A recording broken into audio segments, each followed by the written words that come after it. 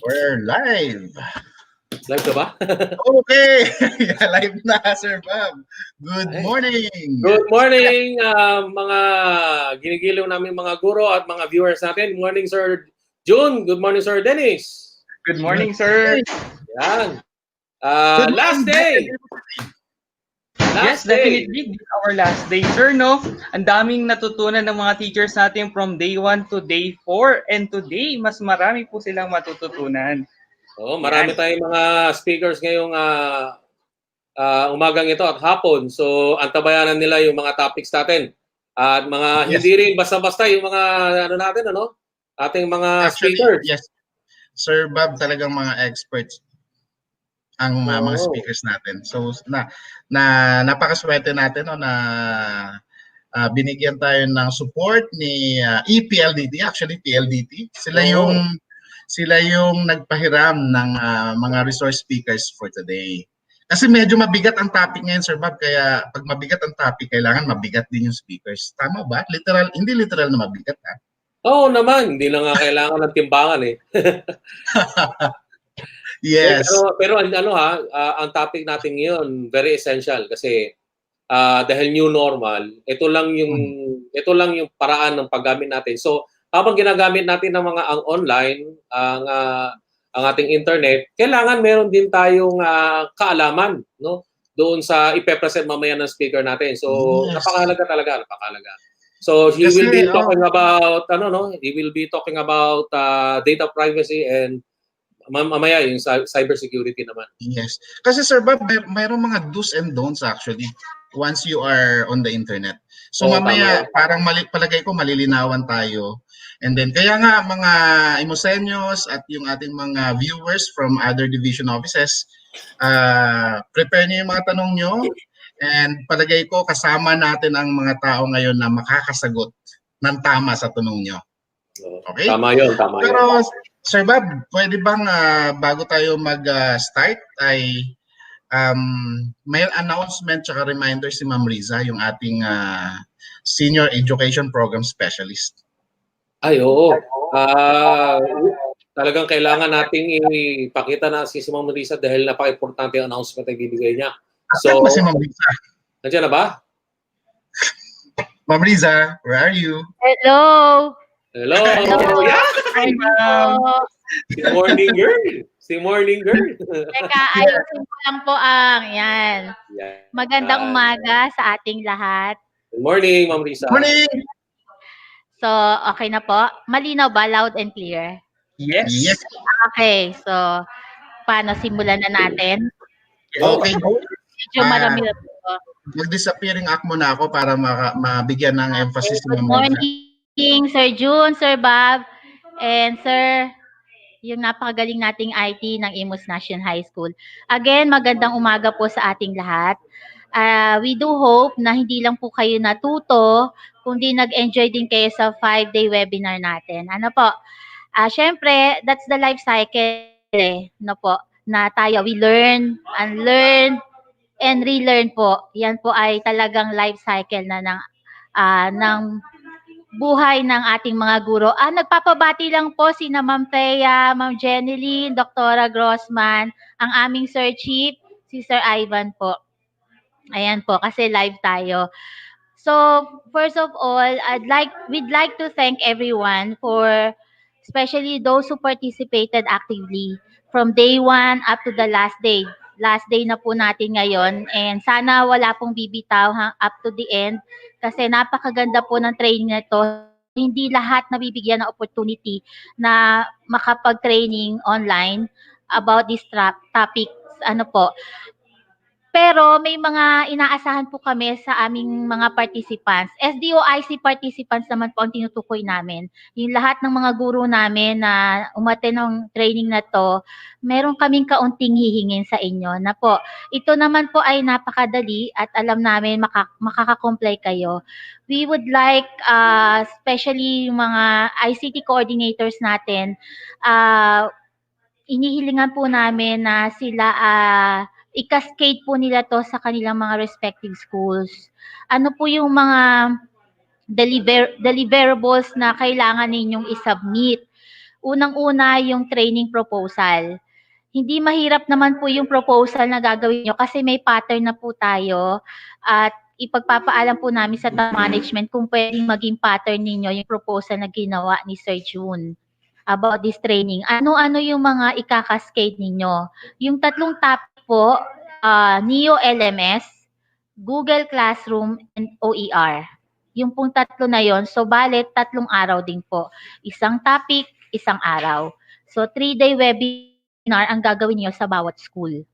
And then after na makandak ninyo ang webinar sa inyong mga respective schools, after 20 days of its conduct, kayo po ay magsasubmit ng activity completion report, yung documentation po ng inyong training. Yan po ay after 20 days. Kaya, so pwede na tayo magsimula ng itong June na ito after this webinar. And then by July, makakapag-submit na po tayo ng ACR. Kung may mga tanong po kayo, ano yung detalyado about activity completion report, pwede nyo naman pong kontakin si Sir June or ako po para ma-assist po kayo. So yun lang po ang isasubmit nyo. Again, ulitin ko po, training proposal on the 3 topics, NEO, LMS, Google Classroom, and OER. And then after 20 days of its conduct, magsasubmit po tayo ng activity completion report. May template po doon at may mga pattern pong isasubmit or ibibigay sa inyo. So yun lang po. Enjoy again sa huling webinar po natin ngayon. Maraming pong salamat at nagpapasalamat po kami unang-una sa aming management, si Dr. Rosemary D. Torres sa paglalaan niya ng ganitong napakagandang webinar at ang aming ASDS po, yung bagong aming ASDS, si Sir Ivan Brian L. Inductivo at sa lahat po ng bumubuo ng SEOIC. Salamat po uli. Maraming salamat, Ma'am Risa. Yan, Ma'am Sir Risa, may June. tanong naman ako. O may tanong daw si Sir June. Kailan nila ipapasa yung kanilang proposal? Meron bang deadline yon? Kung magka-conduct na sila, sana yung proposal masubmit at least 10 days before its conduct. Para may 10 araw pa tayo na ma-check yung kanilang proposal. Webinar kasi ang pinag-uusapan natin, kaya pinibigyan natin sila ng allowance na 10 days bago mag-conduct. Okay. At ang kanilang ACR po ay isasubmit sa? Pagka-conduct naman po, 20 days naman yun after the implementation. So, email lang po ba ito? Ang Online, submission? lahat ng submission. Yes po, online. Para ma-avoid natin yung face-to-face. Lahat po yan online. Pati Okay, yung noted. pagbibigay ng TA, feedback online po. Okay, noted po. Oh. Sir Bob, may challenge na agad po sa ating mga para meron tayong ROI ba ito, Sir Ma'am Lisa? Yes. Oo naman. Hindi Yes, naman so, hindi naman nawawala yan sa atin. Importante rin din naman na meron tayong record keeping at the same time. Yung mga reminders naman ni Ma'am Risa ay para din sa mga kapwa nating guro na tuturuan, na bibigyan ng re-echoing. Tsaka nung nag-usap nga kami ni Ma'am Risa, sabi ko, Ma'am Risa, hindi naman sila masyadong mahihirapan kasi sa totoo lang, may guide sila dahil, Sir Bob, recorded itong ating webinar. Oo, tama yon. Simula pa nung Monday, no, ang mga webinar natin ay recorded na. So makikita nyo sa YouTube at saka sa Facebook ang ating mga recorded videos. Sir June, Sir Bob, kailangan kasing maibaba rin nila to sa kanilang mga school para may exclusivity. Kasi mas focus tayo kung by school, by respective school, mas focus tayo sa ating mga teachers. Hindi lang naman kasi nakafocus ito sa ICT teachers. Dapat lahat ng guro sa bawat eskwelahan ay makapacitate ng ganitong klaseng training. Yes. So, yung pwede na lang maging guide, Ma'am Riza, no? Yung ating mga video, di ba? Yes, yes. Reference nila yun, kumbaga, no? Tama po ba? Mas marami silang time na makapag hands-on or workshop pagka bawat school. Yes. Okay. So, maraming salamat, Ma'am Riza. And Ma'am Riza, excited na po ang ating mga participants ngayon. Ang gagaling na speakers natin. Pero before that, thank you Ma'am Riza. Before that, Sir Bob, may mga nagpapabati. Batiin nga muna. Oo, papa-shoutout ang mga teachers natin ngayon. Baka sabi ko kasi, baka hindi ako makalabas ang DO nito. Hindi natin shoutout to. Galing kay, simulan natin dito. Ayan. Galing po kay Ma'am Josephine Hernandez ng Governor Juanito Reyes Remulla Senior High School. Yeah, good morning daw. Si Ma'am Flor Cedeño ng Pasong Buhay 2 Elementary School. Sir Jelmar Prado, yan. Ma'am Dens Cubillar, yan. From Nikki Barameda, good morning SDO Imus City, yan. From Imus National High School, Byron Orculio, yan. Ma'am Mary Jane Dayanghira, good morning daw po. Ma'am Telma ng Imus National High School, Ma'am Telma Abelia, good morning ma'am. Sir Alfie Buhain ng General Flaviano Yenko Senior High School. Marami-rami ito. Ma'am Maria Shena de los Santos from Imus National High School. At marami ang iba. Yes. Ito pagbigyan natin, Sir Bob. Pagbigyan nga natin ito. Binabati din natin. Si yes, province, Sir Gregorio Aco Jr. Sir Greg. Sir Greg, magandang umaga sa iyo. Kung nasa ka man, nasa Quezon Province ka ngayon. Good morning. Yes. Galing kay Mama Taya. Isa pa, kay Ma'am Caroline Kamet. Good morning daw po para sa lahat. Yan. Ma'am Ditas Flores ng General Fabiano Yenko. Good morning daw. And Sir Gerson, si Idol Gerson Torres from Anubuan Elementary School. Sino pa ba nandito? Ayan, Good morning po. Pa-shout out po sa Finance Dragons ng SDO Imus. Ayan. Sir Gian, good morning. Sir Gian. Okay. At syempre, Sir Bob, kasama rin ang mga admin natin. Nanonood sila ngayon dahil kailangan nila itong data privacy at cybersecurity na ito. Lalo na yung mga school heads natin, nandiyan ngayon. Yes. Yung dito sa ating records, nanonood din. Sabi ko nga, napakaganda nitong topic na ito para sa inyo. Okay? Palagay ko, Sir Bob, mamaya na ulit tayo sa shoutout. Palagay ko, it's time. Importante na to eh. This is the much awaited lecture for this morning. Okay, sir. Thank you, Sir Jun. Thank you, Sir Bob. Ikaw na ang bahala sa speakers natin. Thank you. So, ang ating first speaker for this morning he has over 15 years of experience in sales, marketing, and consulting. Currently running 3 years in the digital IT industry after spending 13 years prior in the financial services sector. As an ITIL certified member of the IT Business Consulting Group, he is a key resource speaker in the group's various business lines such as data privacy, smart cities, with the drive to establish a digital roadmap and solve business problems through technology. Key audiences have been in C-level executives, business owners, city mayors, and city governors nationwide. Sorry, pa-interrupt? Sir Bob? Yes. Pa-interrupt nga ako. We will start with cybersecurity. Okay. Thank you. Ito yung live talaga. Kalayo mong live tayo ngayon. Thank you. Okay. So, doon tayo sa cybersecurity. Ang ating pong speaker is a consultant, IT business consulting ng Smart City Security Architect. Passionate on cybersecurity, has 15 years of IT professional experience, working on a wide spectrum, both public and private sector. Started his career on cybersecurity, mainly in the telco industry. His first security assignment is with Comclark Systems Integration Group, as an ICT architect, both for SME and enterprise accounts. In 2013, he joined Bayantel Managed Services, supporting Bayan business on network and security engagement as pre-sales engineer.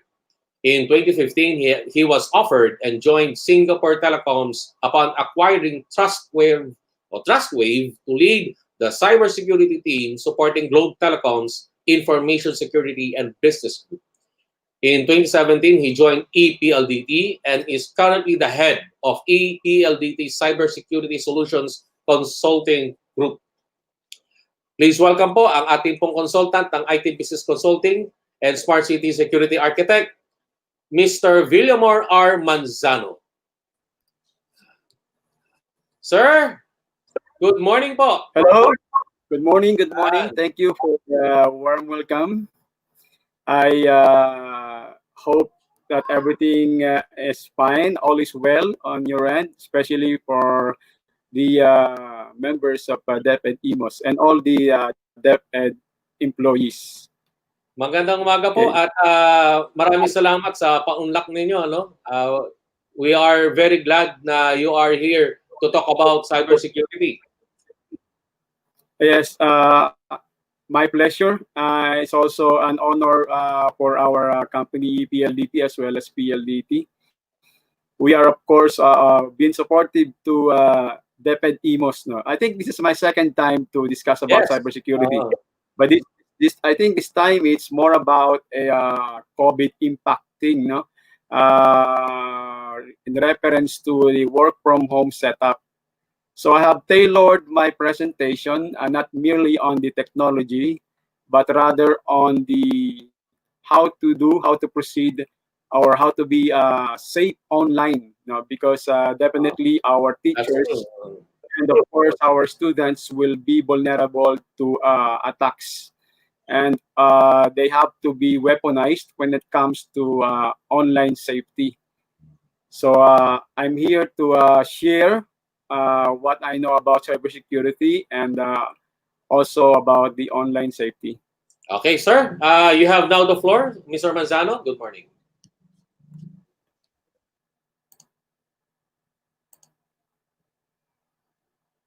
Okay, can you see my screen now? On the full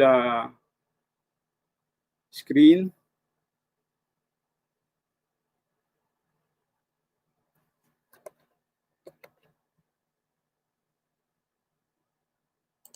Wait.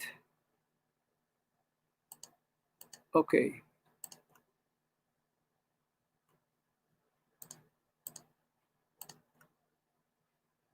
Okay.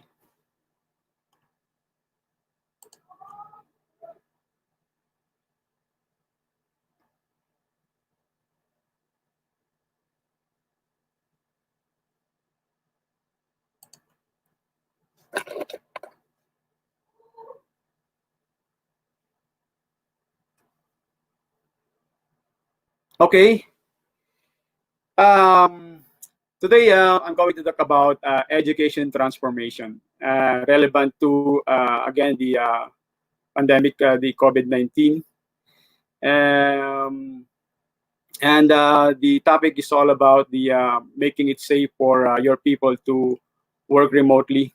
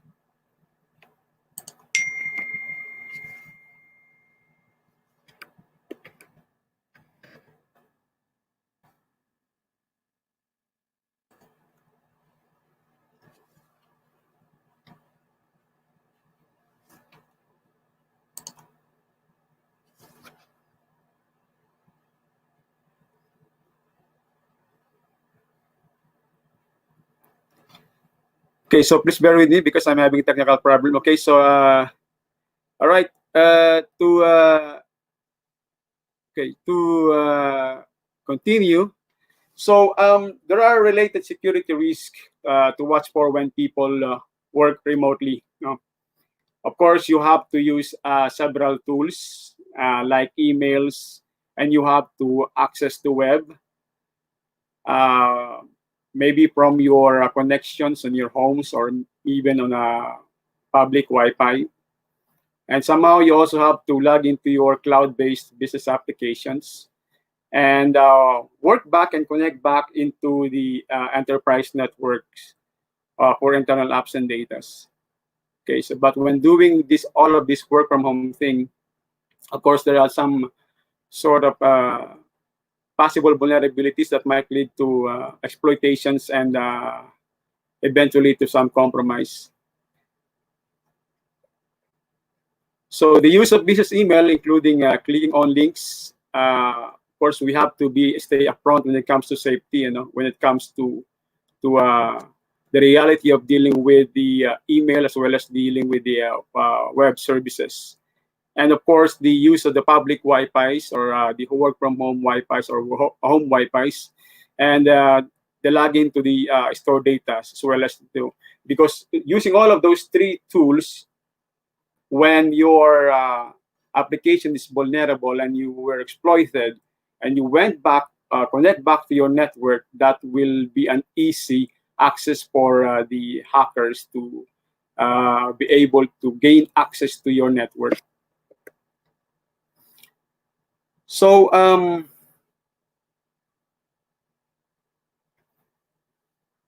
with all of this, I of course recommend for us to be always vigilant.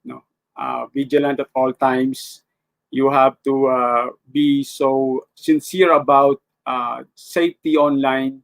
You have to think that one way or the other, there is always somebody lurking around to use their expertise and skills to not really to harm you, but of course to create some vulnerabilities and exploitations that might lead to the compromise of your data as well as the network. So extending your email phishing protection also the office. Okay, email when it comes to phishing attack vector. No, as the number of people who work remotely increases, you may want to double check that you're protecting email against going in both directions. What is email phishing? Email is phishing. Phishing is an attack vector sent by hackers or those groups via email. Somehow you will be interested to when it comes to the content of the email. It might be enticing, it might be interesting, but if it does not relate to you, nor it's not connected with you, I would rather say that do not give in, just ignore.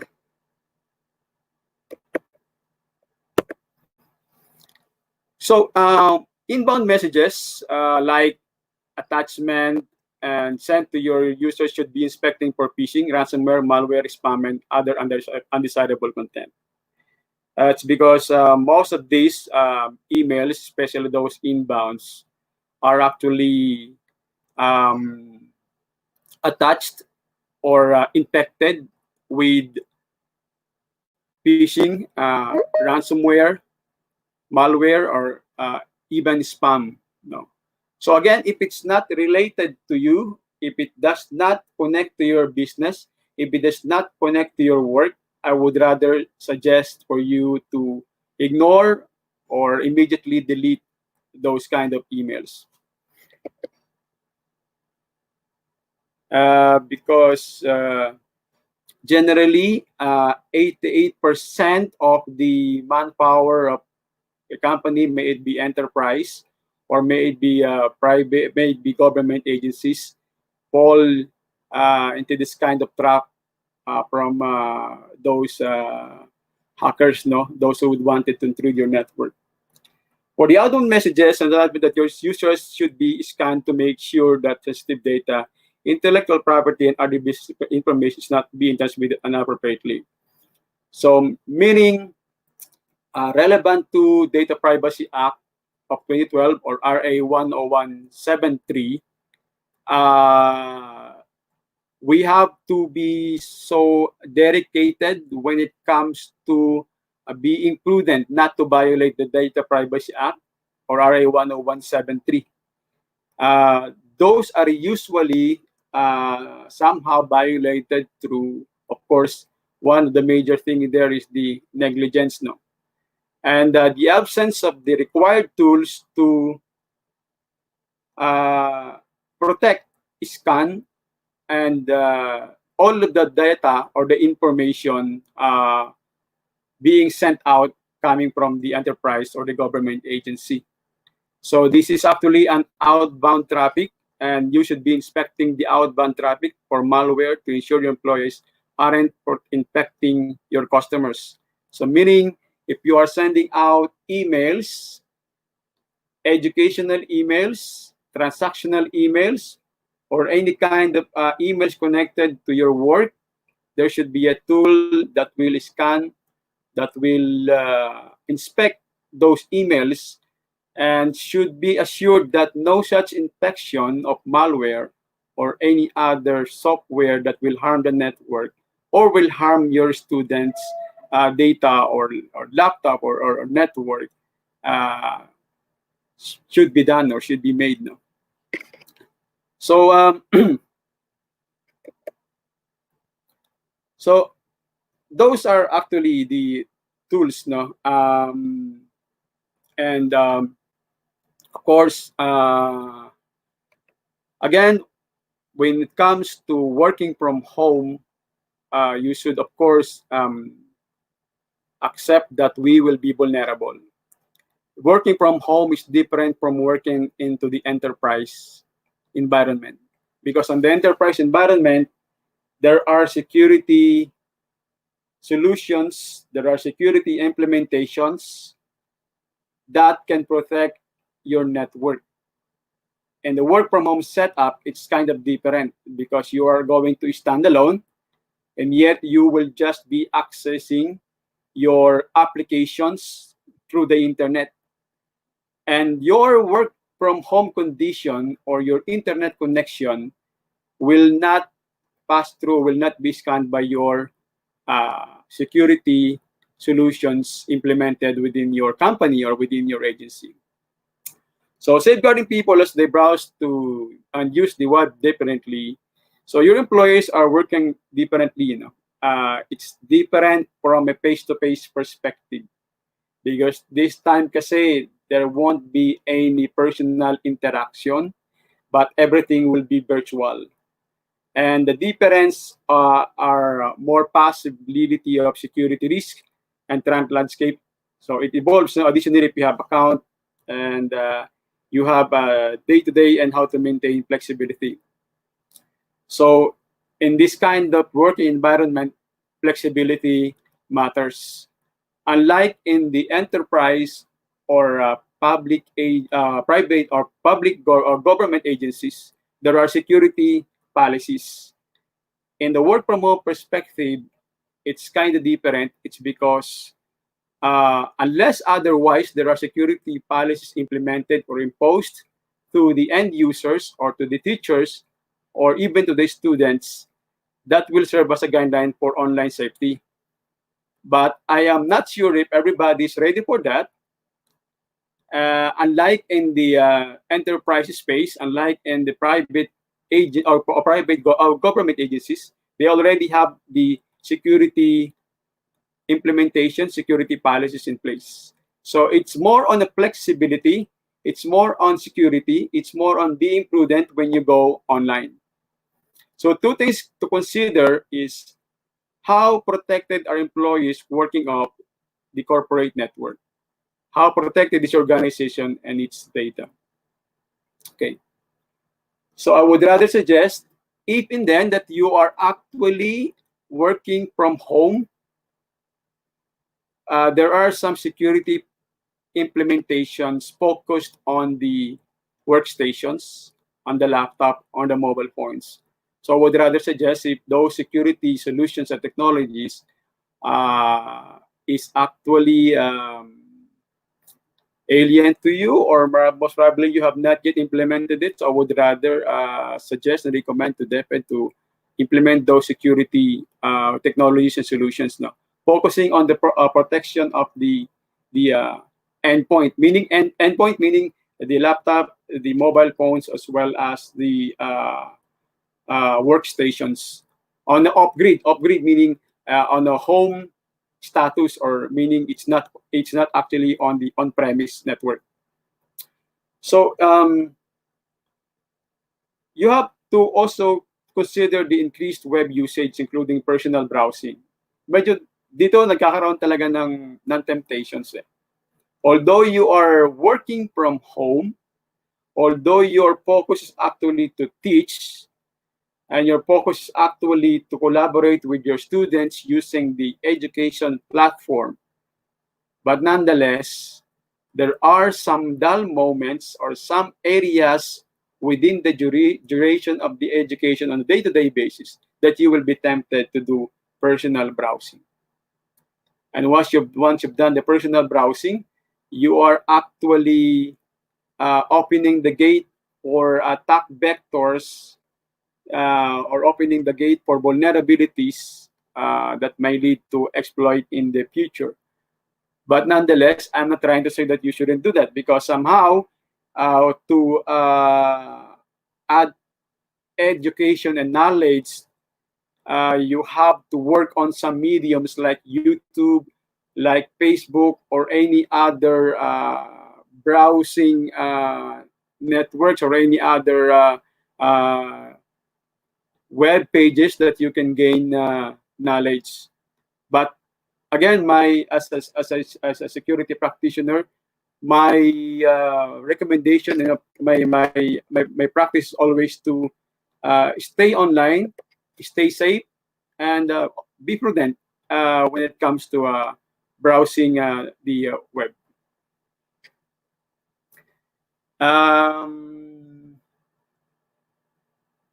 There are some things that you need to consider also when it comes to web browsing.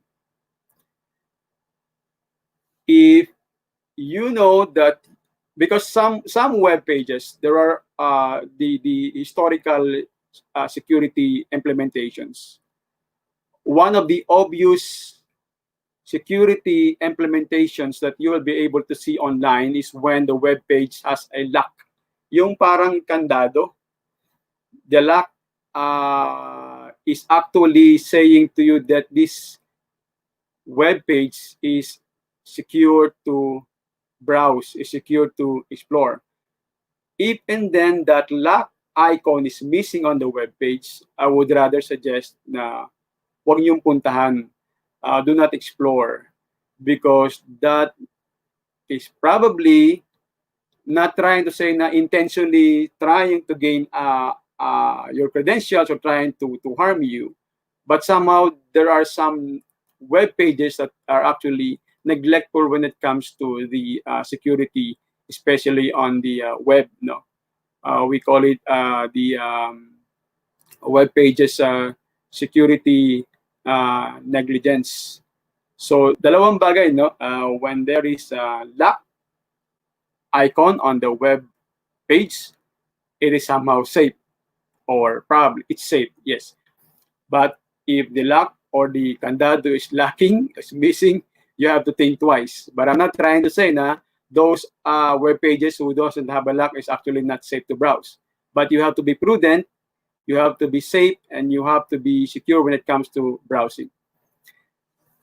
So your organization likely went from working in the office to working from home. Unfortunately, yung traditional on-premises natin solutions like appliance-based firewalls, web application firewalls, anti-malwares, antivirus, web scanning agent. We have the artificial intelligence. We also have the anti-DDoS on your network. You have the IPS, or intrusion prevention solution. You probably have the IDS, or intrusion detection solution, and probably you have conducted the BAPT, or virtual vulnerability assessment, penetration testing, just to make sure that vulnerabilities are being resolved, or being patched, or being addressed. And probably you'll be able to know if your system is actually can be compromised doing the penetration testing. You have done that on the on-premise setup. But when it comes to the work from home, it's kind of different. And you will be using a cloud-based web security enablement when it go to in technologies when it comes to work from home setup.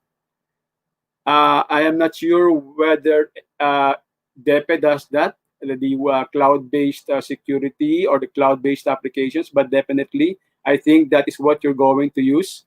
Most of us, regardless to which country or which organization, which government agency do we belong, we have to use the cloud-based application.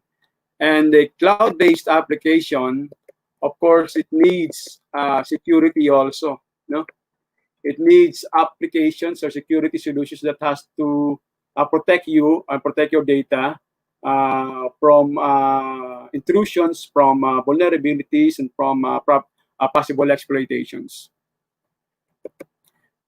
And again, I will say it once more that you have to be vigilant, you have to be prudent, and you have to be sincere when it comes to working from home. Security starts not from the network, not from the agency itself, not from the enterprise, but it starts from ourselves. If we are neglectful in what we are doing, then the rest will follow, that everything will be vulnerable because of our negligence. Okay. So cloud security is often a shared responsibility. So if you're going to look on the screen, the Amazon, the Google, the Microsoft Azure, Unix, VMware, IBM, those are the cloud providers. EPLDT is also a cloud provider. We have the so-called EPLDT private cloud. We have at least 11 data centers nationwide, and we have on-premise. We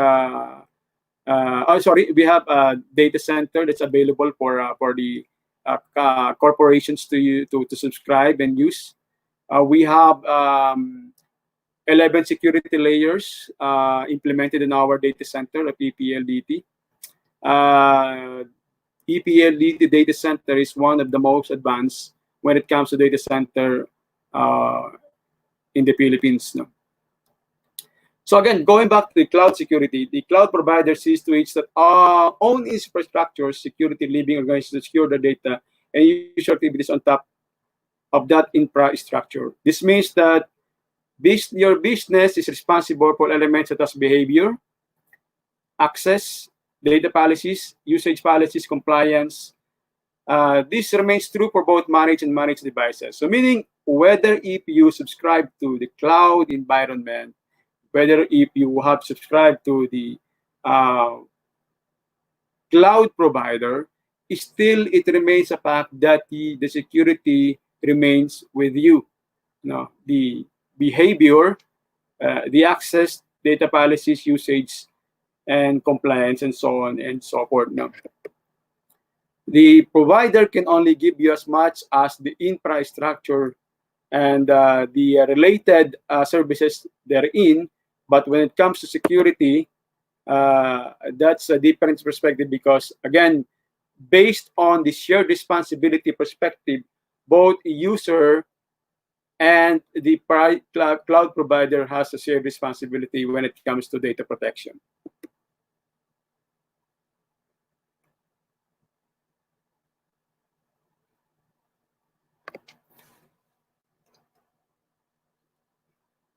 Okay, I might as well, if there are, of course, sorry, I forgot to tell earlier, if there are questions in reference to what I am actually discussing, then you can send in questions so that I can address it properly. Okay, so moving forward, we are actually, what I'm trying to say to you right now is the public cloud, the hybrid cloud, as well as the private cloud. And most of our applications of all of our data informations will now be settling through to the cloud. So for hybrid cloud, it's a combination of both public and private cloud. It's a shared responsibility for security, and it helps tighter controls over sensitive data and processes. Okay. For the public cloud, offered by a third-party providers available to anyone over the public internet, scales quickly and convenient. Okay. So, and the private cloud is offered to select users over the internet or private internal network, provides greater security controls, and requires traditional data center staffing and maintenance. So the private cloud is the previously I've stated about the private cloud for EPLDT. So again, moving forward, as this pandemic goes on, as this COVID-19 stays yet with us, like Google and Facebook, they are actually inclined and encouraged to work from home. In fact, Google and Facebook has stated that they or their employees will be working from home. In EPLDT, we also have that policy right now. Now we have that working environment right now that we, as majority of us, is actually working from home. That's how EPLDT and PLDT dedicates for us. And there are some skeletal force that reports to the office to do the responsibility that is really cannot be avoided when it comes to our daily operations. But I have seen it well, and I have done it well, and most of us in EPLDT have experienced well that working from home is really productive. In fact, we become limitless when it comes to time.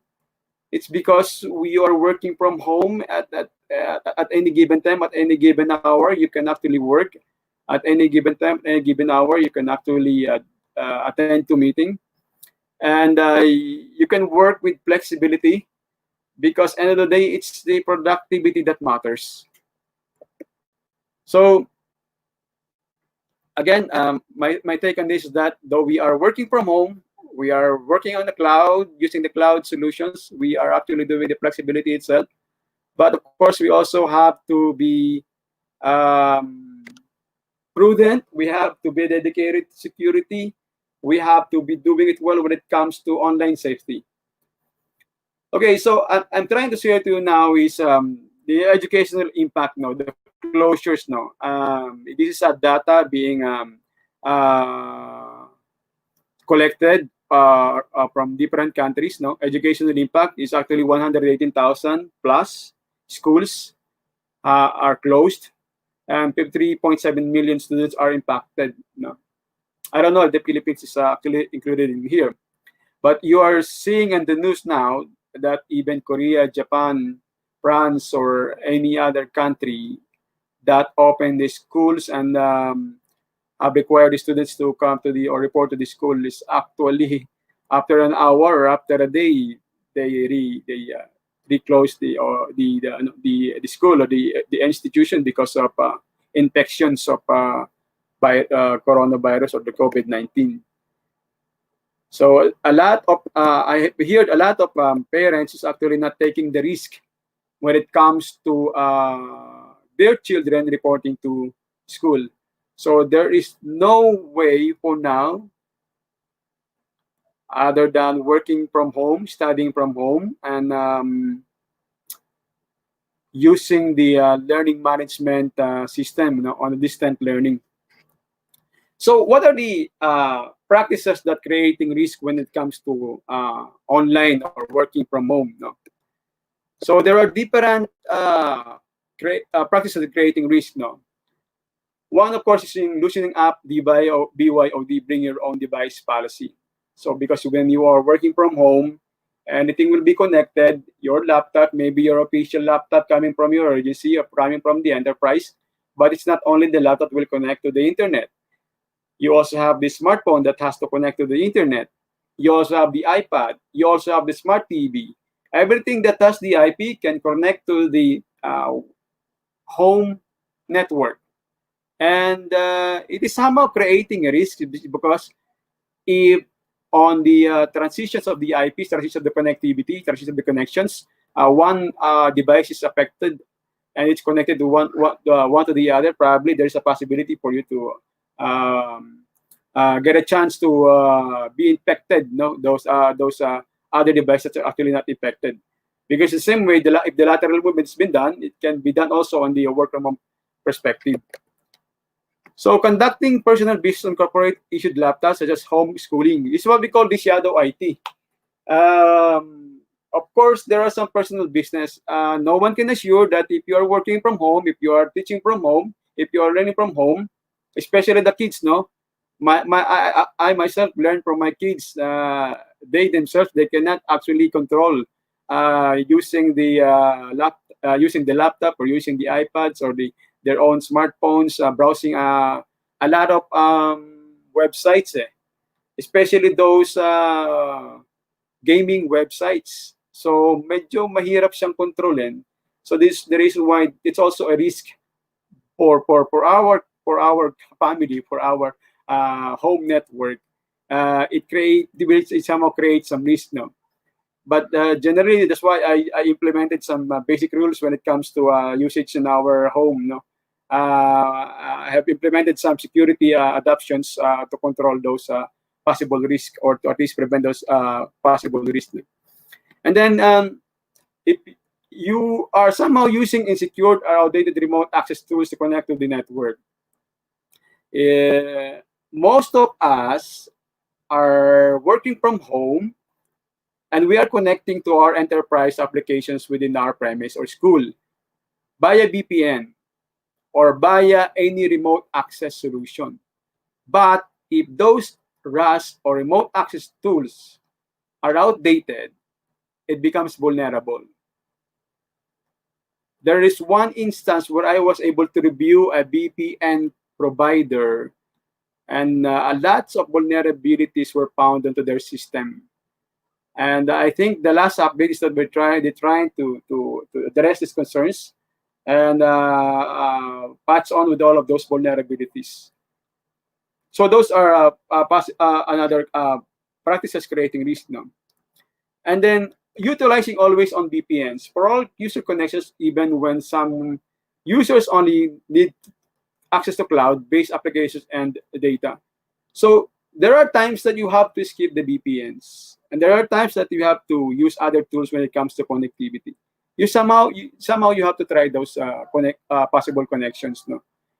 Because again, at least when you have you are aware, and when you know that there is a vulnerability within those kind of tools, you have to stop using all of those tools, no. So again, the responsibility of the IT department here really brings some a great importance, especially if you have a IT security group. That group should be able to know each and everyone's weakness when it comes to the system, the application, as well as the tools. You must be able to know the vulnerability that will be the disappearing by that applications or by that system or by that tool. So again, it's one thing to in terms of creating a risk is actually opening of phishing emails, which are on the rise due to pandemic. I've been monitoring now the cases in the US. There are lots of email being sent to individuals, especially the drive for donation, the drive for the pandemic, the drive to say when it comes to fraud. Those are sent through phishing emails. What is phishing email? These are the emails that is actually infected with the malware, that when you click it, you will be on other attack vectors, you will be directed into another website, fake website. Meaning, once you were directed on the fake website, then you'll be they'll be asking for your login credentials, your name, your password, everything that is related to your data. And what they are doing is that they are collecting those informations from behind. Meaning we have the so-called CNC or the command and control. Yung laptop nyo, when there is already an exploit within, everything that you will do on your laptop, on your network, on your tools or device, lahat ng logs in nyo ron or logging nyo ron, lahat ng login credentials nyo, pwedeng makuha noong hacker na nasa kabilang end on the command control.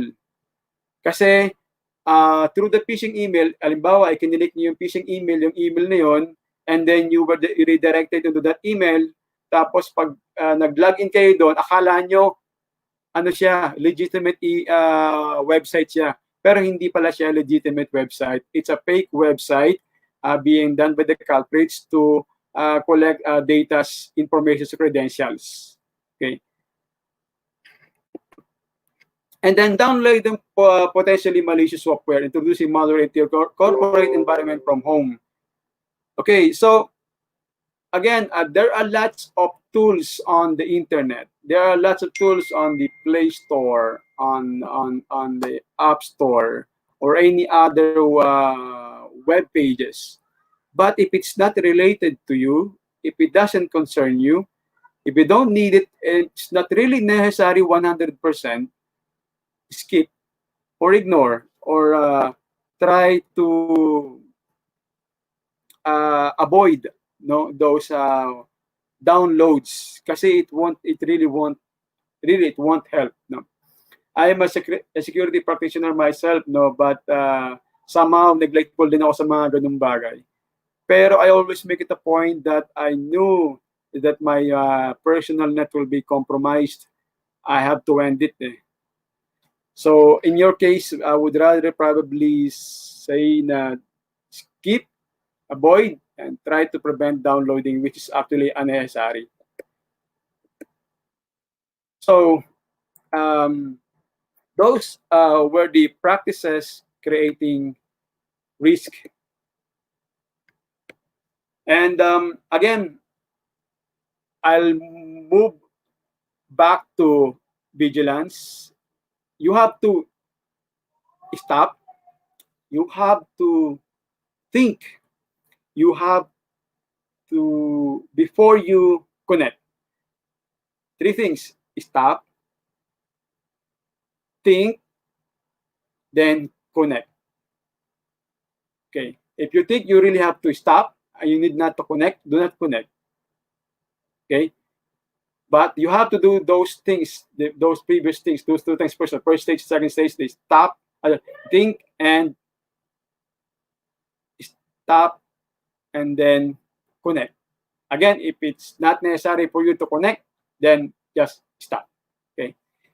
I'll discuss that later on. Organization risk, of course, device sharing.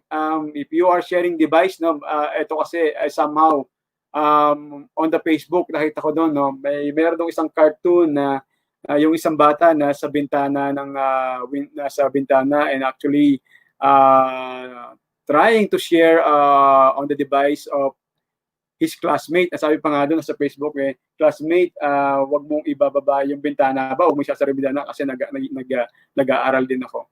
So it's a practical thing, of course. Medyo I really empathize on that. But iba naman yan dito sa device sharing. No? Device sharing meaning if you are sharing one device, that is also organizational risk. Because the input of one teacher to the other teacher is different. And they have basically different security principles and different security practice.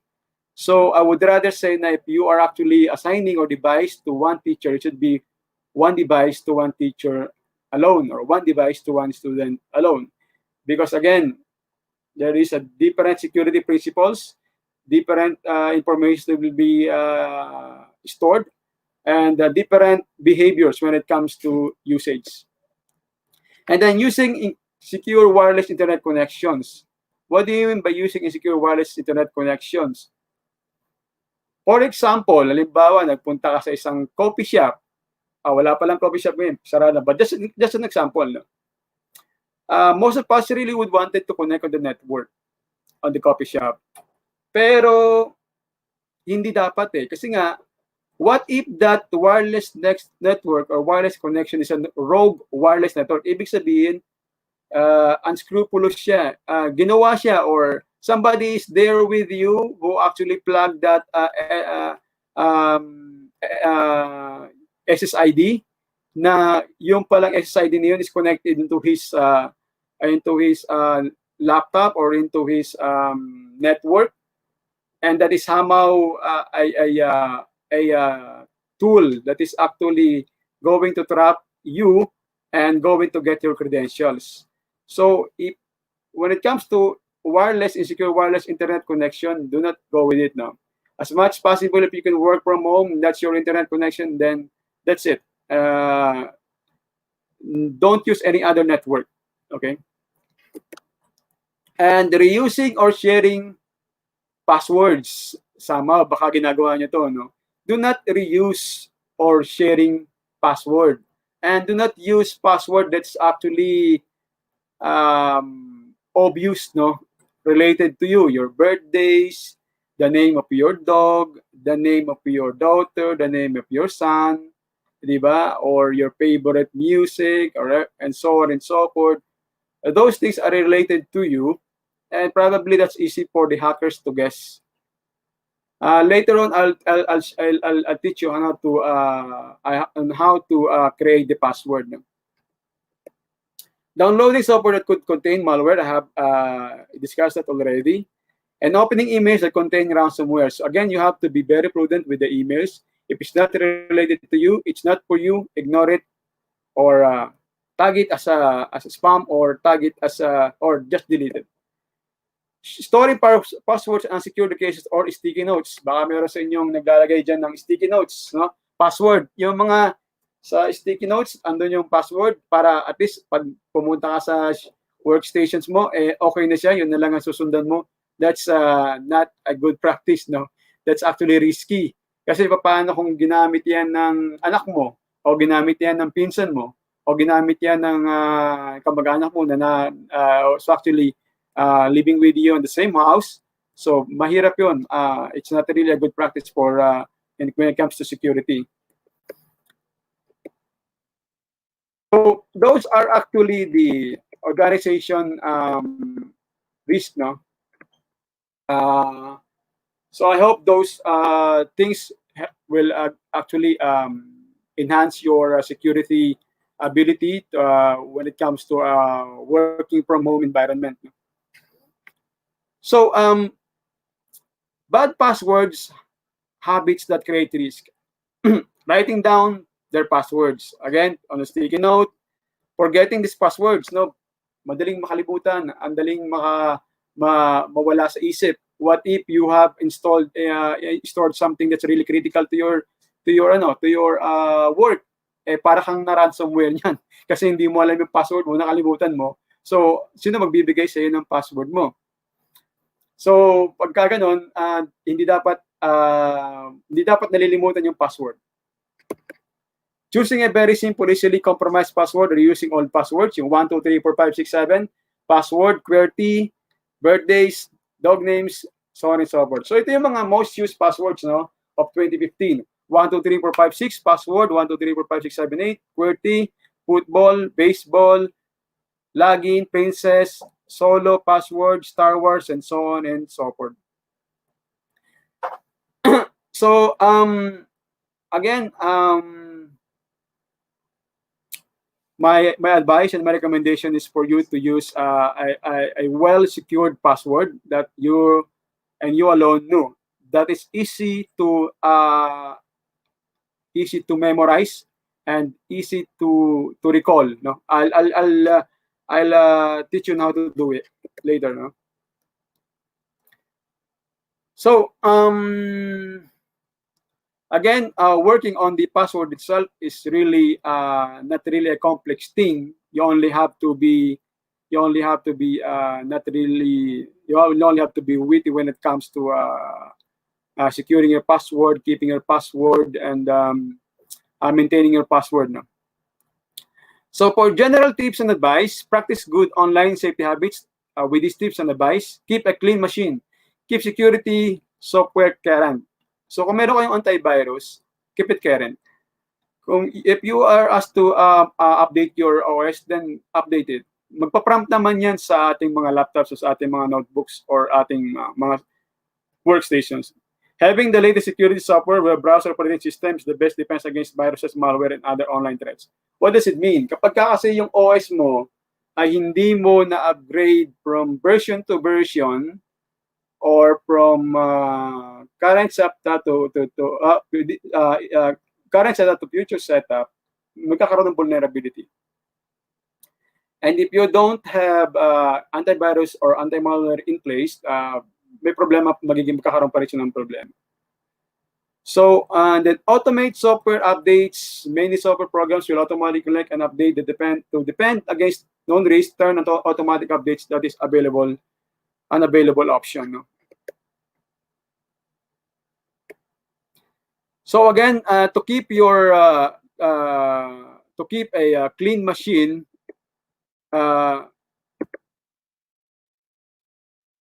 you have to follow those procedures that I've mentioned previously. You know, at least keeping those machines will keep the harm at bay. No, at least kahit paano mapoprotektahan kayo, because that is actually the basic practice when it comes to cybersecurity.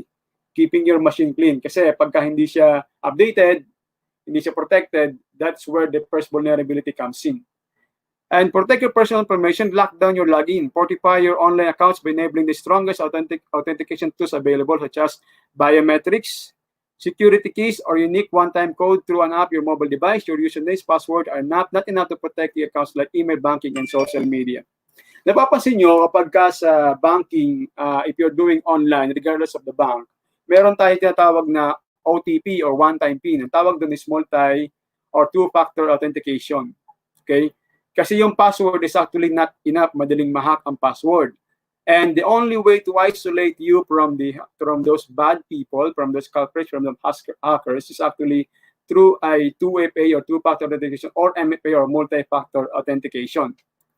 So, yun yung mga bagay na in place or implemented when it comes to banking industry. Pero pagdating sa work from home setup, I've been telling, of course, when I do an architecture for security, especially for smart cities, when it comes to application, I always recommend to use a 2FA, two-factor authentication, or MFA, or multi-factor authentication.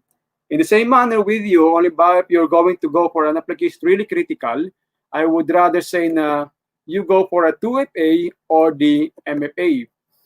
Or the Facebook users, actually meron siyang 2FA meron siyang authentication. Meron siyang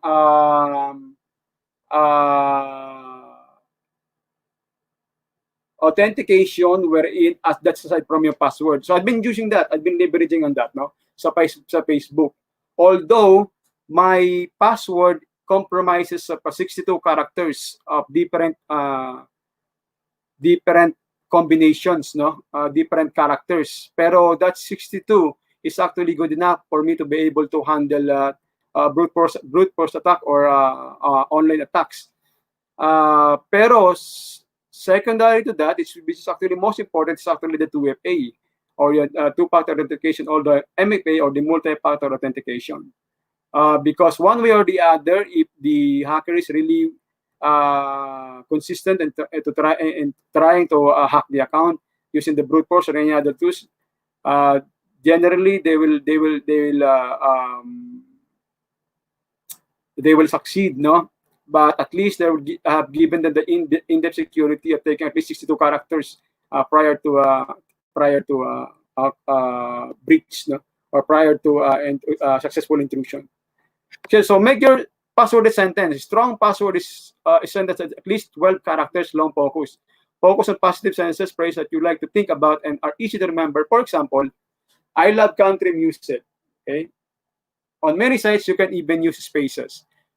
So, yun ang pinakamadali na magagawa nyo when it comes to remembering your password and creating a strong password, more than 12 characters. No? Let's say, I love country music, o kaya I love to go to Boracay, o kaya let's say, it is more fun in the Philippines, which is actually madali siya malaman, no? But it's a longer sentence. But it's up to you kung anong klaseng sentence yung gagamitin nyo. Let's say, I was hired in DepEd March 21, 1999 by Superintendent so and so forth. So, madali siyang tandaan because it's actually the event in your life. Diba? You really cannot forget it. Let's say ako, my birthday is July 18, 1975. I was born in Santa Cruz, Marinduque, Philippines. Diba? Sobrang haba niya, and it's actually composed of different characters. Madaling tandaan at madali rin siyang gawin. Hindi mo siya talaga makakalimutan. So that's my tip for you, no? So at least password that contains at least 12 and more characters. So, yun yung the best na magagawa niyo. And of course, the composition should be in sentence type.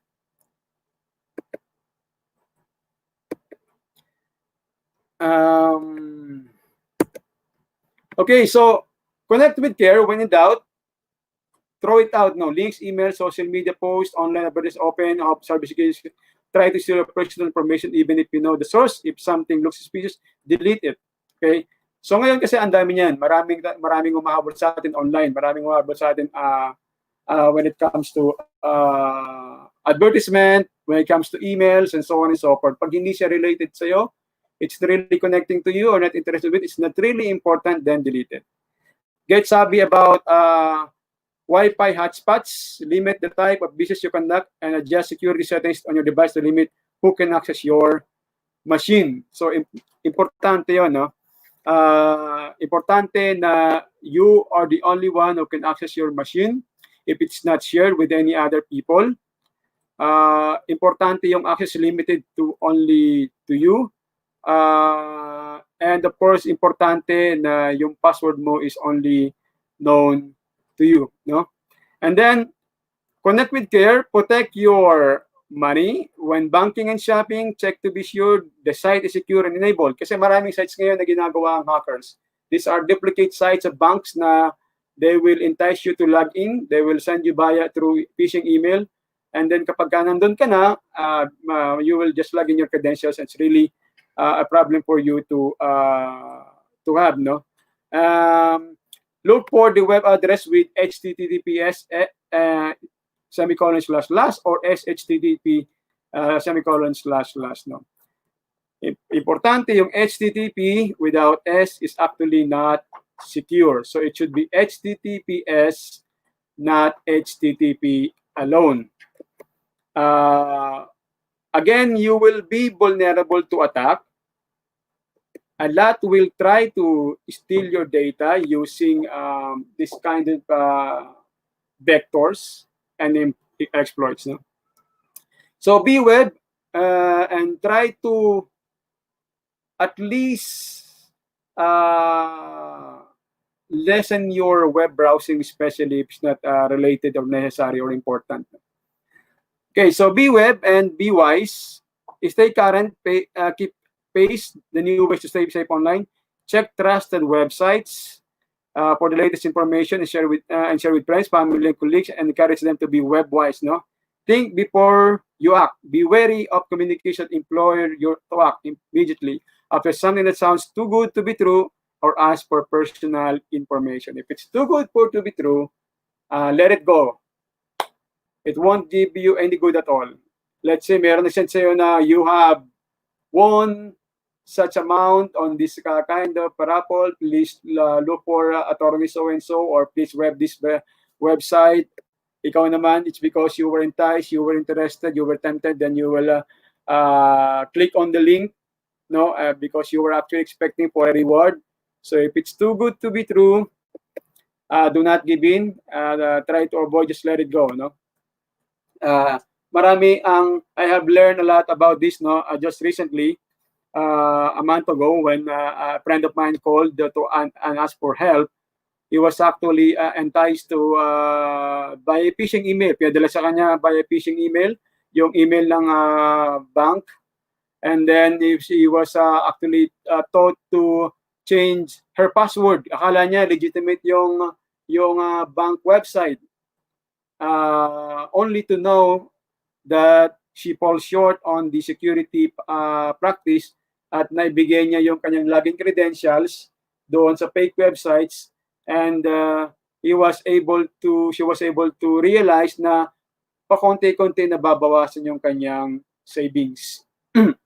Okay, so be wise, back it up, protect your valuable work, music, photos, and other digital information by making an electronic copy and storing it safely. So if you have critical information, if you have pictures, if you have digital information and electronic copy that you need to store well, you have to keep it well, no? You have to value it well, and you have to make sure na napapangalagaan siya ng maayos and hindi siya accessible to any kinds of access that's actually available on the web or the internet or on the network, no? So again, be wise. The security starts with us. It starts within ourselves. We are actually the extension of the security of our company, of our government agency, of the private corporations.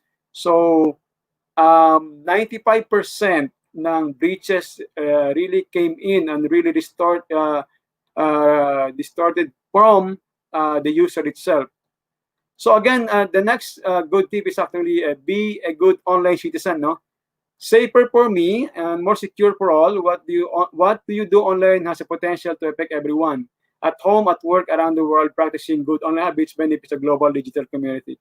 Post only about others as you have them post about you. That's the golden rule, applies online as well. If they are not posting something about you, then do not post something about them. Baka ma-cyber libel ba kayo? Okay? Also, let us try to help in maintaining a clean environment for the internet, no? This internet, the internet is really toxic, no? Especially on the Facebook. There are lots of events, pandemic, riots, racism, and so on and so forth, no? Ang daming problema na ibinibigay sa atin ng internet na somehow dapat natin hindi tayo nagiging concerned, no? But we become concerned, it's because we get ourselves online. So once the topic really becomes relevant to us, nadidifocus tayo. So hindi tayo napopokus sa ating mga ginagawa and naapektuhan yung trabaho natin. So again, if somebody is not posting something about you, then do not post something about them. So help the authorities fight cybercrime. Also, no. In the end, kasi it will matter if we are going to work also with the cybercrime agencies. No, we have the NBI, we have the PNP cybercrime, we have private consultants for cybersecurity. No, in the end, we have to help our authorities make secure our internet environment. No, to make our internet clean. No, you have to report if there is really an incident for stolen finances, identities, and so on and so forth. If you are suffering or experiencing such, no, it will be really be helpful to us if we will be working with them and we will be reporting this kind of crimes to the cybercrime group of PNP as well as the NBI, no. And for the online presence, personal information like money, value it, no? Protect it. Information about you, such as your purchases, historical locations, as value. Later on, Francis, my colleague, will discuss about data privacy act, no, or data privacy thing. And again, what it values is your information. What it values is you, because end of the day, the new the most important right now, aside from all, is actually data or the information. So be aware of what's being shared. Set the privacy and security set on web services and devices and comfort level for information sharing. It's okay to limit how and when whom you share information. So hindi lahat ng information sa buhay natin ay dapat nating share. We have to be very careful in sharing, no? Especially if we are sharing our location, especially if we're sharing our information, especially sharing our family information. No? Limit the sharing if possible. Wag na kayo mag-share. Myself, I really don't share a lot about me. I don't share a lot about our family. Napakabihira. If there's something that I share, it's not about me, not about my family, or not about my extended family. No, I don't do TikTok also, because TikTok is really there'll be a problem when it comes to data information security for TikTok, no, or other web apps. So I have already encouraged my colleagues and my friends not to use TikTok at all, because it is really something that will mess up with your data, no. So share with care. Think before posting about yourself and others online. Consider what a post reveals, that who might see it and how it could be perceived now and in the future. Imagine what you post now will still have the impact in the future, because that could be remembered, especially when it's meron nag-screenshot o kaya meron nag-save ng mga post mo, and that is actually reference to you, no?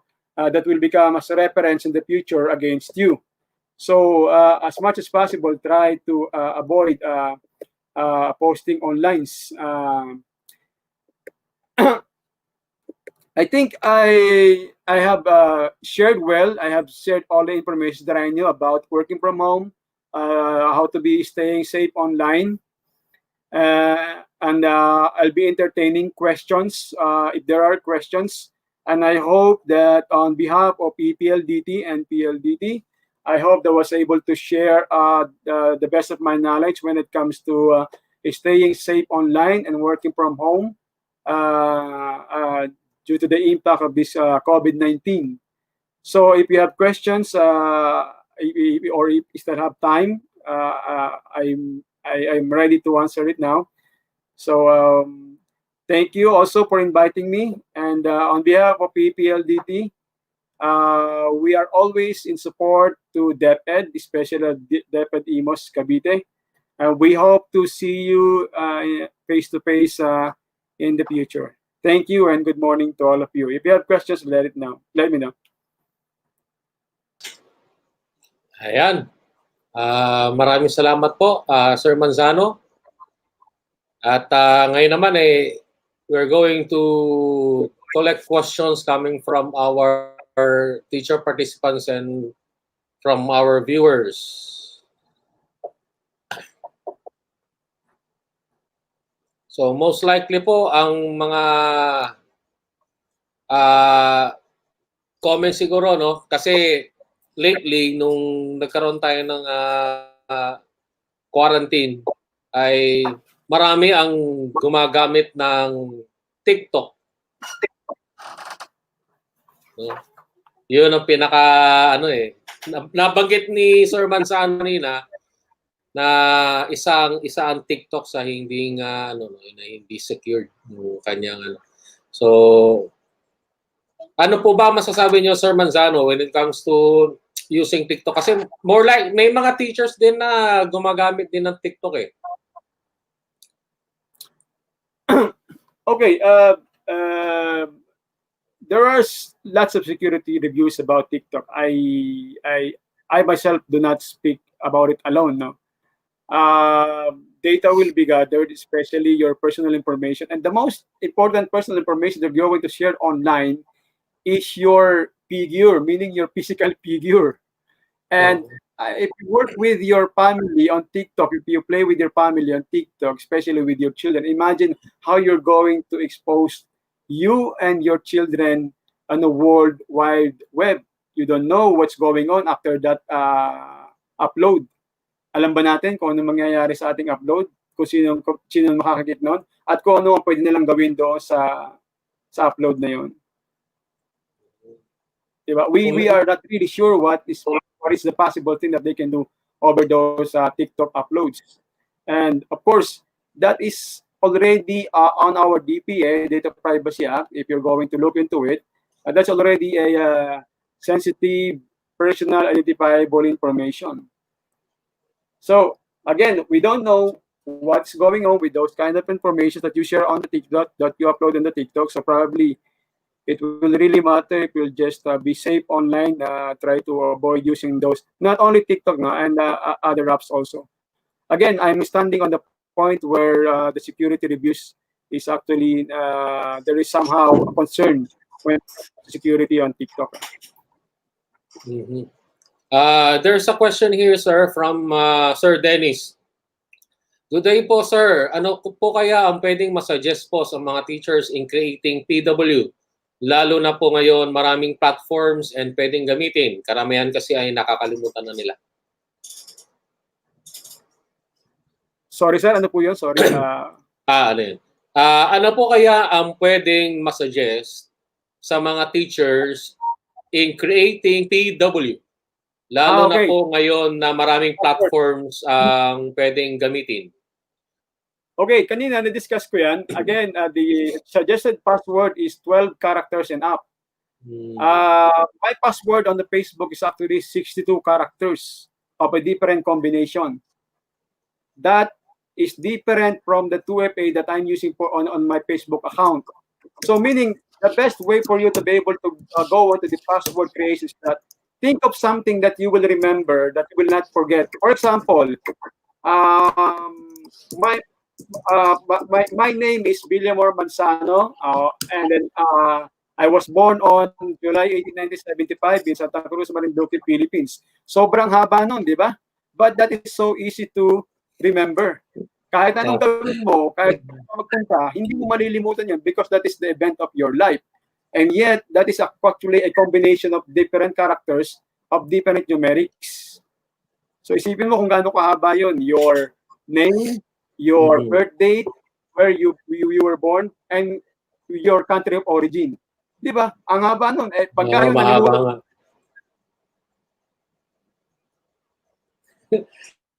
Meron naman dito ang tanong kay Ma'am Diana Mabesa. Ito pala, kay Kisi Aris. Paano po malalaman kung phishing yung email, sir? Okay. There are different characters of the website on the phishing emails, no.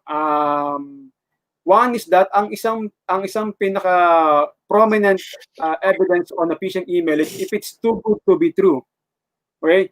Too good to be true, meaning halimbawa, you have won so and so number of dollars, and we are actually willing to transfer it to your account. So you just have to click onto this email and log into the website that will be provided. That's too good to be true. Second thing is that hindi naman siya related sa iyo. At magtataka ka why this email reaches you, especially your email account. How does it get to your email? Hindi ka naman nag-subscribe, hindi ka naman you try to connect this kind of people or connect with this kind of group. So if it's too good to be true, that's probably a phishing email. Secondly, it's not really related to you. That is probably a phishing email. But the correct intent, that's the correct security standard or practice, that everything that you receive, all of the emails that you receive, must be treated as a phishing email. So it's up to you to filter kung anong ipipilter mo. Pero if you have that kind of perception na lahat ng email ko probably is a phishing email, then mas madali pa rin para depensahan yung sarili mo. It's up to you to filter out which really is a legit email and which really is a illegal email. Okay, another question po from Ma'am Aileen, DNS. Sir, if we post on the privacy, only me, sabi nakalagay doon, only me, is it safe from others' use? Okay, only me or only you? Well, of course, it's safe because the data the data will only be available to you. No. I think there will be no problem on that, no. Because I don't know what the intention is. Probably the intention is only to store data, no, or for your reference alone. So it's safe. I think na wala tayong magiging problema doon. May nauso din ngayon eh. Dati, nung hindi pa masyado ang Facebook, wala pang Facebook no, nauso yung mga scam, no, yung mga modus na ite-text na nanalo ka ng 10,000, 50,000, 100,000, tapos may nakalagay na coming from secretary ganito, president ganyan, no. Ngayon nasa email na rin. No, yung mga ano bang tawag natin, phishing ano, no? Yes, it's actually a phishing email, no? Pero if you will notice, those text messages subsides already. It's because of the Data Privacy Act that will be discussed by Francis later on. Because once you send an email, a text message to a certain person, that is actually a violation already of privacy. And that person can be reported to the NPC or National Private Commission for investigation. Kaya ako lagi kong dire-replyan yung mga ganung klaseng text message. I always reply to them. I would like to inform you that you have violated my privacy, and you are actually violating the data privacy of 2012 or RA 10173, and you will be held liable if you continue on sending text message to me or to the others. So lagi ko silang nire-replyan. It's for them to know na mali yung ginagawa nila, and there is the law or the RA 10173 that they will be culpable or liable, and that will merit investigation in the future o pagka meron ng complaint. Okay. So, ayan, from Ma'am Mataya Herrera, binabati din po natin ng ASTS ng Cavite Province, Sir Galileo Elgo. Yan.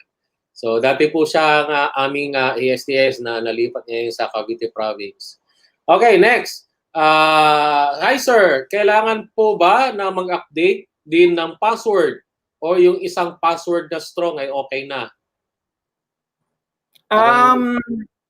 Ako kasi EPLDT, we have basic we have a security policy to change our password every, I think it's every 2 months ata or every 60 days, no? Just the same with the security policy that we're actually implementing. It's good for you to change your password also para ma-refresh, because there is the so-called phoning. Ibig sabihin there is one website that you can check your password kung halimbawa na-compromise na siya. You will able to validate it, no?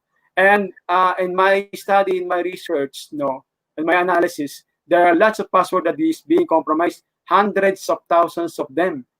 So kung halimbawa yung password mo is so typical, and those passwords are already stored on those found passwords, pag ginamit yun sa brute force attack, napakadaling ma-open ng isang account or ng isang login.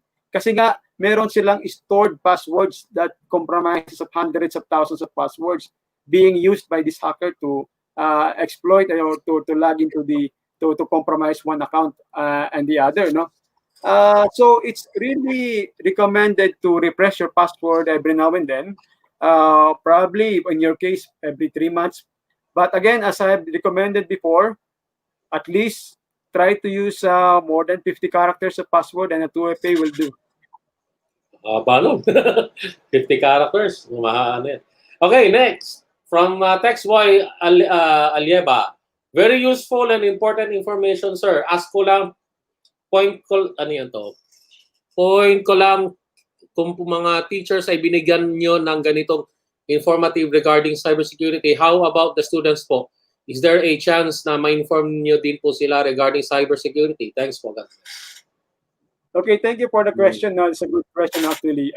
I've been a cybersecurity practitioner for quite some time now. I really advocate teaching about cybersecurity.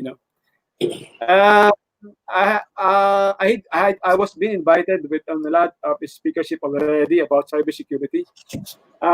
Pero when it comes to the student, wala pa akong experience on that because I have not been invited yet for the students, no. Most of which is the mga private corporations and government agencies. And I'm really looking forward to share my knowledge about cybersecurity, especially on the students, no. Those are actually going to attend the work from home setup on education. Kasi iba yung set of education for cybersecurity or staying safe online compared to the teachers. Medyo mas high level ang estudyante, pero those are actually the best examples and the best practices that they can do to avoid being victims of cyber criminals. No? At aminado ko na madalas especially those cyber criminals are really targeting yung mga estudyante tsaka yung mga bata. I have noticed that when my daughter is actually playing online, merong isang piniplay na online na when I check, meron doon mga adults na naglalaro. And it's really something that really concerns me na kasi una kakausapin nila yung bata and then they will try to entice the children. And kung halimbawa mag-continue yun, it will go into a criminal activity. So it so happen na medyo witty lang yung anak ko, medyo smart yung anak ko, na binabalikan lang niya ng ng mga responses na hindi naman na siya ma-entice, hindi naman siya matatrap doon sa conversation. But papaano yung mga estudyante o yung mga bata na na-entice sa mga ganung klaseng conversation, especially, di ba, maraming estudyante ngayon na nabibiktima sa Facebook at medyo hindi nagiging maganda yung kanilang nagiging experience pagka namimit na nila yung mga ganitong klaseng tao. So again, if I will be invited when it comes to cybersecurity, safety online about children, I am very much willing to share my knowledge about it. Marami kasing mga ngayon sa panahon natin, maraming mga magulang din na hindi nababantayan ng paggamit ng mga bata ng internet. Kasi nga ang focus nila para, di ba, uso ngayon para manahimik yung bata, paggamitin mo ng tablet, no, pagamitin ng cellphone. Di ba, yan ang yan ang norm ngayon eh. No? Yeah. That is really true. No? But again, it's up to the parent to impose security policies within the home. The security policy doesn't stay with the enterprise or the government agencies alone. There should be security policies in the home. There should be cybersecurity policies, restrictions within the home. Sa akin, pagka hindi na ko na makontrol yung anak ko sa paglalaro, what I do is that I detach the router and the modem at tinatago ko siya sa cabinet. So they will have to stop. No, I mean, there are some restrictions that you have to really do to make them safe online also. And I've been telling them that you don't have to engage this kind of people. You don't have to engage this kind of web browsing because it will be dangerous to you. And I always make it a point na magtatanong sila sa akin whenever they have doubts. Because they know that that is a cybersecurity practitioner, and they know that I can give them when it's online safe. What is the openness between parent and the children? Kasi pag hindi open sa yung anak mo, they will never tell you what's really going on within in their life. No, yes. Tama yun. Sir Bob, siguro maganda na erase yun, yung concern na yun. Kasi pwede nating maging yung question na yun at parang suggestion actually is pwede nating maging basis yun ng siguro mag-conduct tayo ng isang live session with Sir Vil again for our students naman. No, Sir Vil, pwede ba yun? Mag-email lang ulit kami.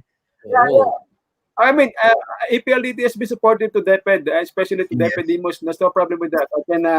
I can conduct the online safety for the children and the students, so that they'll be, one way or the other, anticipate what's the possible dangers when they go online and work, study from home.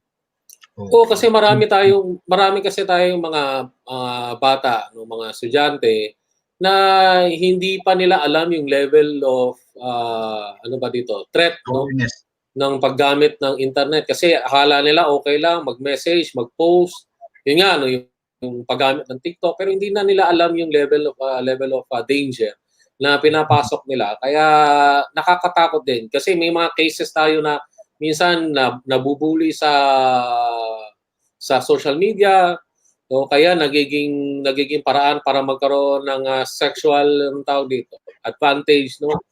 Nakawawa din ang mga bata pagdating sa ganyan. Kaya nga it is very good to hear na you are also willing to give us time, no, para sa ating mga mag-aaral, para sila ay masabihan or ma-inform tungkol sa mga ganitong klaseng bagay. Yes. Siguro, Sir Bob, last 3 questions tayo. Meron dito isa. Okay, teka lang. Okay, ito, mayroon isang tanong, Sir Bob. From Ma'am Diana Mabesa. Sir, ano pong app ang pinaka-secure gamitin for communication or telecom? Okay. Telecom, or let's say this collaboration, EPLDT has been using MS Teams, no? For us, that's actually one of the best recommended application for collaboration, yung MS Teams, no? I don't know if DepEd does that already, or if you are looking forward to it. But the security policies and security implementations within the MS Teams or the Microsoft Teams is really superb, no? It's a premium security. I have reviewed that already, and it's really working well. And of course, yun ang experience namin for MS Teams or the Microsoft Teams is really well and good. We have experienced positive using this platform. Actually, sir, we at DepEd ay parang nag-avail na kami ng O365, so cover naman doon ng MS Teams. So ngayon, kinokompleto lang namin yung mga accounts, and eventually sana magamit namin at ma-maximize namin yung O365, at palagay ko isa sa mga magandang feature doon is yung Microsoft Teams. Tama po ba, Sir Bill? Yeah, okay. That's good, sir. At least medyo at least ako doon. I'm really confident with the MS Teams. Yes. Okay. Sir Bob, meron pa ba? Okay, meron pa. Kasi ito naging topic itong itong balita na to last month ba o 2 months ago. Yung nangyari sa conference ni Mayor Soto, Vico Soto, no? Yung is Zoom daw ba ay safe news. Naalala ko yung conference video ko nila, no? Okay. But with regards to Zoom, in fairness with them, no, okay, there are vulnerabilities within Zoom. The reason why we don't use Zoom, we always require our partners and our vendors to, when collaborating with us, to stop the usage of Zoom. Kasi nga may problema sa Zoom. And in fairness to them, they are actually doing some security implementations now. And for now, as long as the reviews really goes well, and the security becomes upstream, I think that's the time for you to use Zoom. But momentarily, I would rather require for you to use MS Teams. Okay. So, last question po. Wala ano pa. Puro ano na lang to. Puro positive reactions. Katulad nito, sabi ni Ma'am, ni Textboy Alieva, thanks po, nakikinig din po kasi yung dalawa kong students. Okay, Sir Bob, ito yung last na question natin. Ito pala, kanina ko pa hinahanap to. Sir, is it safe to use password manager app? From Diane Joy Cuenca Ramos. Okay, there are lots of password manager app, but you don't know what's really the purpose of those. If it's an app on the online, I would rather suggest not for you to use it. The best security that going to serve you and yourself is actually the password that you're going to create. I have given you the procedure on how to do it. But to adopt a password app, I will not recommend, because that credential, you don't know where it's going, and you don't know where it's going to be. You know it's going to be used, so you're going to use it, no? Kasi once na ibinigay mo yun and they got your profile, and they will probably run after you and use those credentials against you, at baka pagdating ng panahon, your savings will be lost, your data information will be collected somewhere, and you will be exposed somewhere also. So again, I have given you the procedure on how to create the password, 12 characters and up. Make sure that you will remember the password itself. Just think of the event of your life that you will never forget and start with it. And do not use any password app that's coming online.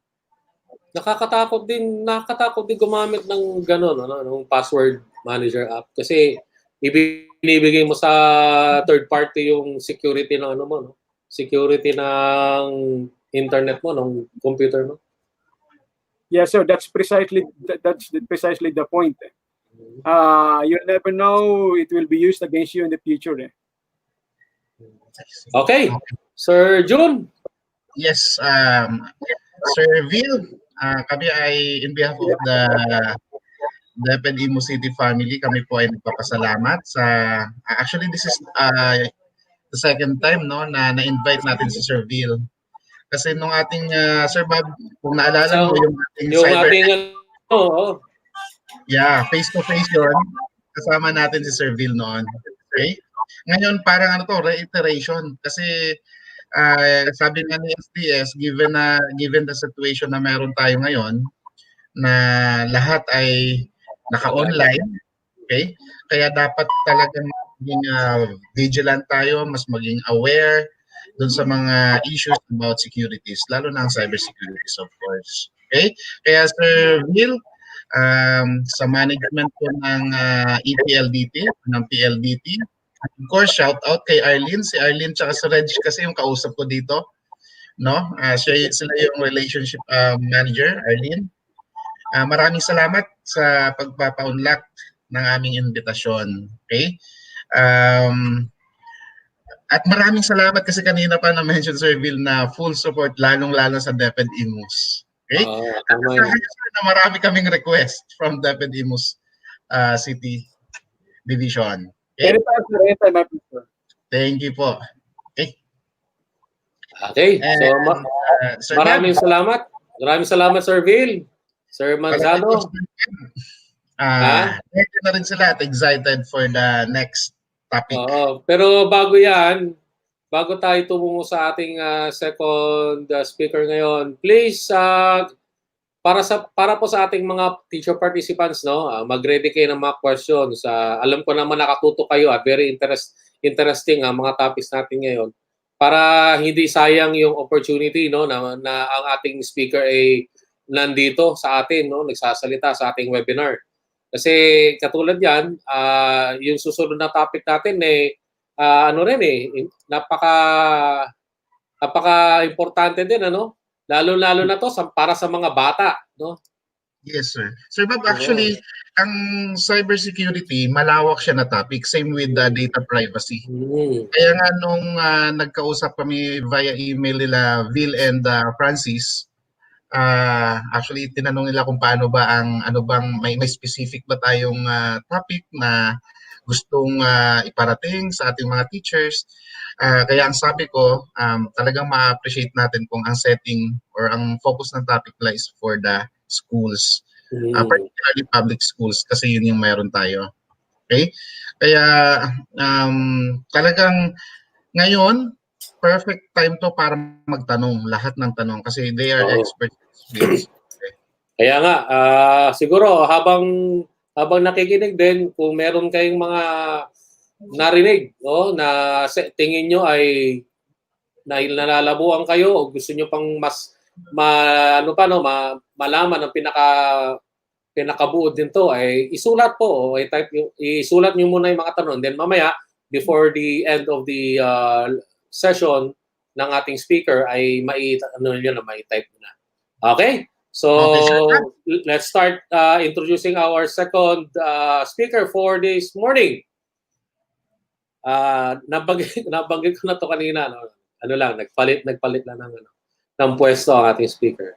So again, over 15 years of experience ang ating pong speaker ngayon in sales, marketing, and consulting. Currently running 3 years in the digital IT industry after spending 13 years prior in the financial services sector. As an ITIL certified member of the IT Business Consulting Group, he is a key resource speaker in the group's various business lines such as data privacy and smart cities, with the drive to establish a digital roadmap and solve business problems through technology. Key audiences has been C-level executives, business owners, city mayors, city and provincial governors nationwide. He also spearheads the implementation of the pre-sales of customer-facing data privacy projects and initiatives, having delivered over 150 speaking engagements to various conventions, symposia, and seminars on the data protection since 2018, and has implemented data privacy compliance projects to various public and private organizations in 2019. His specializations in data privacy consulting will ensure that angle of compliance is an organization's digital transformation journey. Prior to joining EPLDT, Mr. Valencia, our speaker, represented the financial services industry, having held positions in business development for the AIG Group through Film Assessment Management Incorporated, and as head of marketing and training for the Metrobank Group through the First Metro Asset Management Incorporated. Please welcome po our second speaker for this morning, our IT business consulting for Data Privacy Act, Mr. Francis F. Valencia. Good morning po, Sir. Good morning. Francis. Good morning, Sir Bob. Thank you for having me. And welcome everyone to the show. I'd like to say hello to the various ICT coordinators, the school principals, the education program supervisors, and of course our beloved school teachers to this morning's program, and to the viewers of Facebook Live and YouTube. Very timely, Sir Francis, ang topic natin kasi wala namang ibang pagkakabalaan ng mga eskwelahan ngayon kundi online, no? That's true. At sa online na ito ay may mga risk involved, so kailangan talaga mag-ingat. So I'm now giving you the floor, Sir Francis, to start our session for this morning. Thank you, Sir Bob. Okay, good morning, everyone. My name is Francis Valencia, and I'm a resource speaker for data privacy. Now, before I begin and I share my slides, no, you can go ahead and share my screen already. I'll just give a short narrative.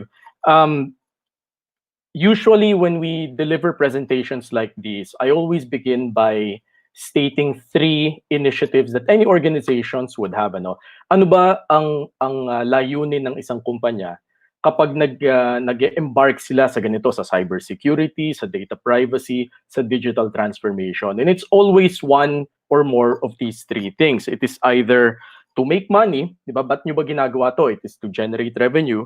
It is to save on cost.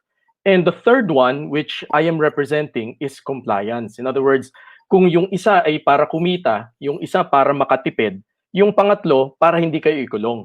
No, and this is a very timely seminar that I'm delivering on data privacy, because for one, compliance these days ay nawala sa priority ng mga organizations. Kung mapapansin nyo, nung nag-umpisa yung lockdown, talagang ang naging initiative ng tao ay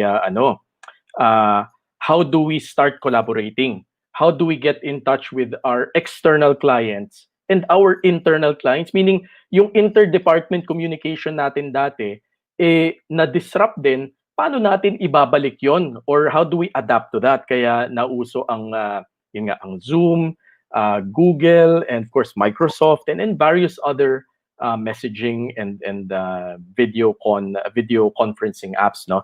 So my topic for this morning covers the compliance aspect of it, and specifically in data privacy. Now, si Bill, ang na-cover niya ay cybersecurity, and it's how your devices interact outside and the threats that can pose. Kasi unang-una, kung mapapansin nyo, kung meron kayong workstations na nauwi, di ba, you are no longer in the safety of your organization's ecosystem. Meaning yung security settings niyan, how stringent, kung gaano man kahigpit ang security niyan, biglang na kumalas kayo doon at kumabit kayo sa internet nyo sa bahay, no? Or yung iba nagte-tether from the mobile phone. So that poses a lot of security risks. And kaya ngayon, it's not just cybersecurity, but it's also how your devices or how you communicate with the outside world that poses various threats. And one of that is personal information. So yan yung maririnig nyo sa akin. So, okay, so this is the Connected. No, I like the title. So I'll start with this splash slide, no, this cover slide. IT Business Consulting, this is the group that I represent. And I've delivered various data privacy talks in the recent past. Okay, so this is our agenda. We'll start with the need for data protection. So, ang gusto ko lang ma-establish dito is sa totoo, alam na natin kung anong data privacy. We've been doing it for so long. It's just that hindi natin alam kung gaano ka-critical at gaano ka-importante ang paggamit or ang vigilance natin towards this. So background of the law, ito ho ay ang Republic Act 10173. I think si Bill has really established that. And it was authored by the late Ed Angara. Noong 2012, nung na-release yung 2016 implementing rules and regulations, they now required all organizations, whether big or small, whether public or private, to start their compliance process. And up to this day, in the handful or in the hundreds of talks that I've delivered, there is still always those members in the audience na hindi pa nag-uumpisa sa data privacy. And okay lang yan, so long as kami naman, ang layunin namin is to deliver awareness to you so that the organizations that you represent and you yourself, no, kung paano ba kayo mag-practice ng privacy in your personal lives, will be made aware of what the act entails or what the law entails. So in-employ ng batas na to ang National Privacy Commission, which is headed or ang commissioner natin si Mr. Raymond Liboro. Ngayon, ang kinaganda rin ng seminar na ito, it's very opportune dahil just I believe it was last Thursday or last Friday, merong Privacy Awareness Week na kinonduct ang National Privacy Commission, and only I think a few hundreds or thousands were invited because the audience was only limited to data protection officers or specific members of organizations that act as champions, no, of data privacy in the respective orgs. Fortunately, I was one of the ones attended who were invited, and among the panel of speakers that they had, well represented, meaning merong taga-IT, merong taga-cybersecurity, merong taga-BPO, merong taga-retail, and merong taga-education. His name is Dr. Danny Cheng. He's a professor from the De La Salle University, but also De La Salle University's data protection officer. So mamaya, in the latter part of the presentation, I will share his thoughts and insights as to how schools or educational organizations can practice privacy in these trying times, no. So first of all, I want to establish na ang governing body dito ay ang National Privacy Commission. Now, yung batas ay merong tatlong objectives, no. It is to protect the privacy of individuals. It is to regulate the collection or the usage of personal data, and to ensure that the Philippines complies with international standards. Now, I want to focus on the first statement where it says, protects the privacy of individuals while ensuring free flow of information. Now, if you think about it, those are those are phrases that contradict themselves. You want to protect the privacy of individuals, pero you have to ensure the free flow, no? So, paano nangyari 'yon? Now, you learn that in this presentation, the word privacy does not mean keeping things secret, but instead controlling how this data is being accessed.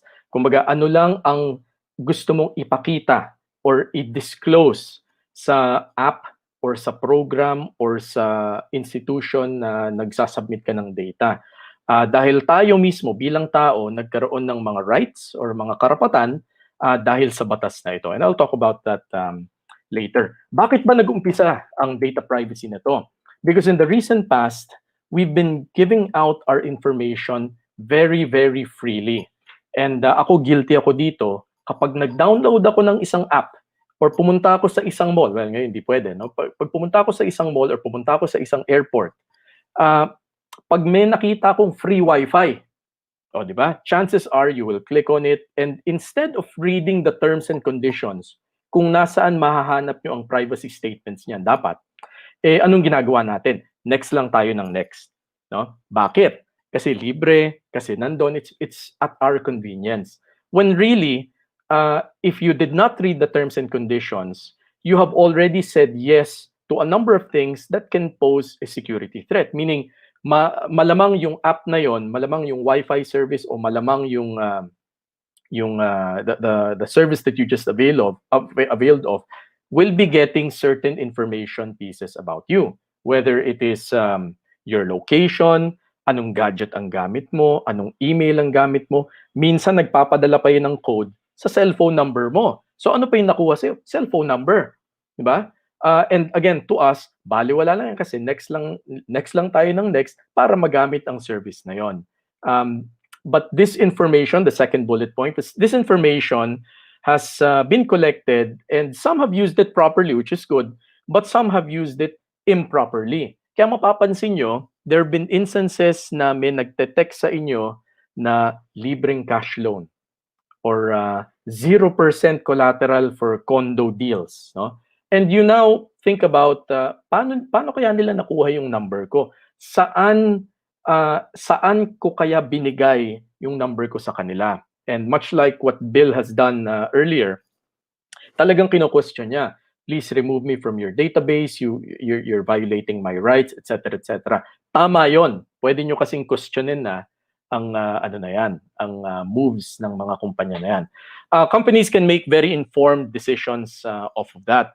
Totoo naman ang sabi ng studies have shown that people have two personalities, diba? You have the offline personality, what you see when you're face to face with someone, but you also have an online personality, and these are the sites that you visit, the apps that you use, and the things that you look for. Sa Lazada man, di ba? Ngayon, June 5, so bukas meron silang sale, di ba? Yung bounce back sale.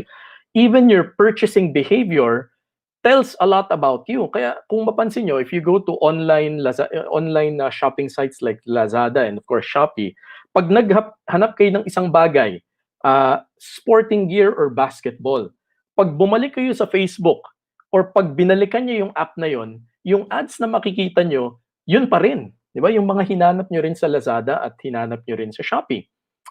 And they start creating relationships with your age, with your location, and try and offer you items that people within that same bracket of age group and location also looked for. Kaya di ba? People also searched for this. So the law was put up to gain control back on how our data is used. And of course, the newest addition in this slide ay ang paborito nating TikTok, which again, I'll talk about later. So the Data Privacy Act. Ngayon, etong slide na to, if there is one slide that I'd want you to remember for this entire presentation, it is this one. No, because this depicts the relationships and the security that has to be established in this flow, no. So ang data subject is any natural person. So ako ay isang data subject, si Bill ay isang data subject, si Sir Bob, si Sir Dennis, June, and Janet, all of these are data subjects. Ngayon, na-empower tayo through rights that I'll talk about in the next slide. Because we now entrust, so if you're with me on the slide, I'm moving to the right, no? tayong data subject ay na-empower with these rights ng mga karapatan na to dahil nag-e-entrust tayo. We are submitting our personal information, which I will also define, to organizations. Ang legal name niyan sa batas ay Personal Information Controller, who now have to ensure the proper use of this data. When I say ensure the proper use, I will qualify later. Meron niyang mga patakaran eh. So ito lang, kung may isang slide kayong kailangan tandaan, ito na yon. Ito na yung pinakabatas, and you can actually establish your own personal privacy policies, which I, again, we'll get to later on. Okay, so let's talk about this from left to right. Ano ba ang data subject? So it is any natural person. So if you're, it could be your customer, it could be your vendor, your partner, it could be your employees, or it could be your stockholders. Now, the following have gained these rights. Well, the common denominator is it is any end user whose personal information can be collected.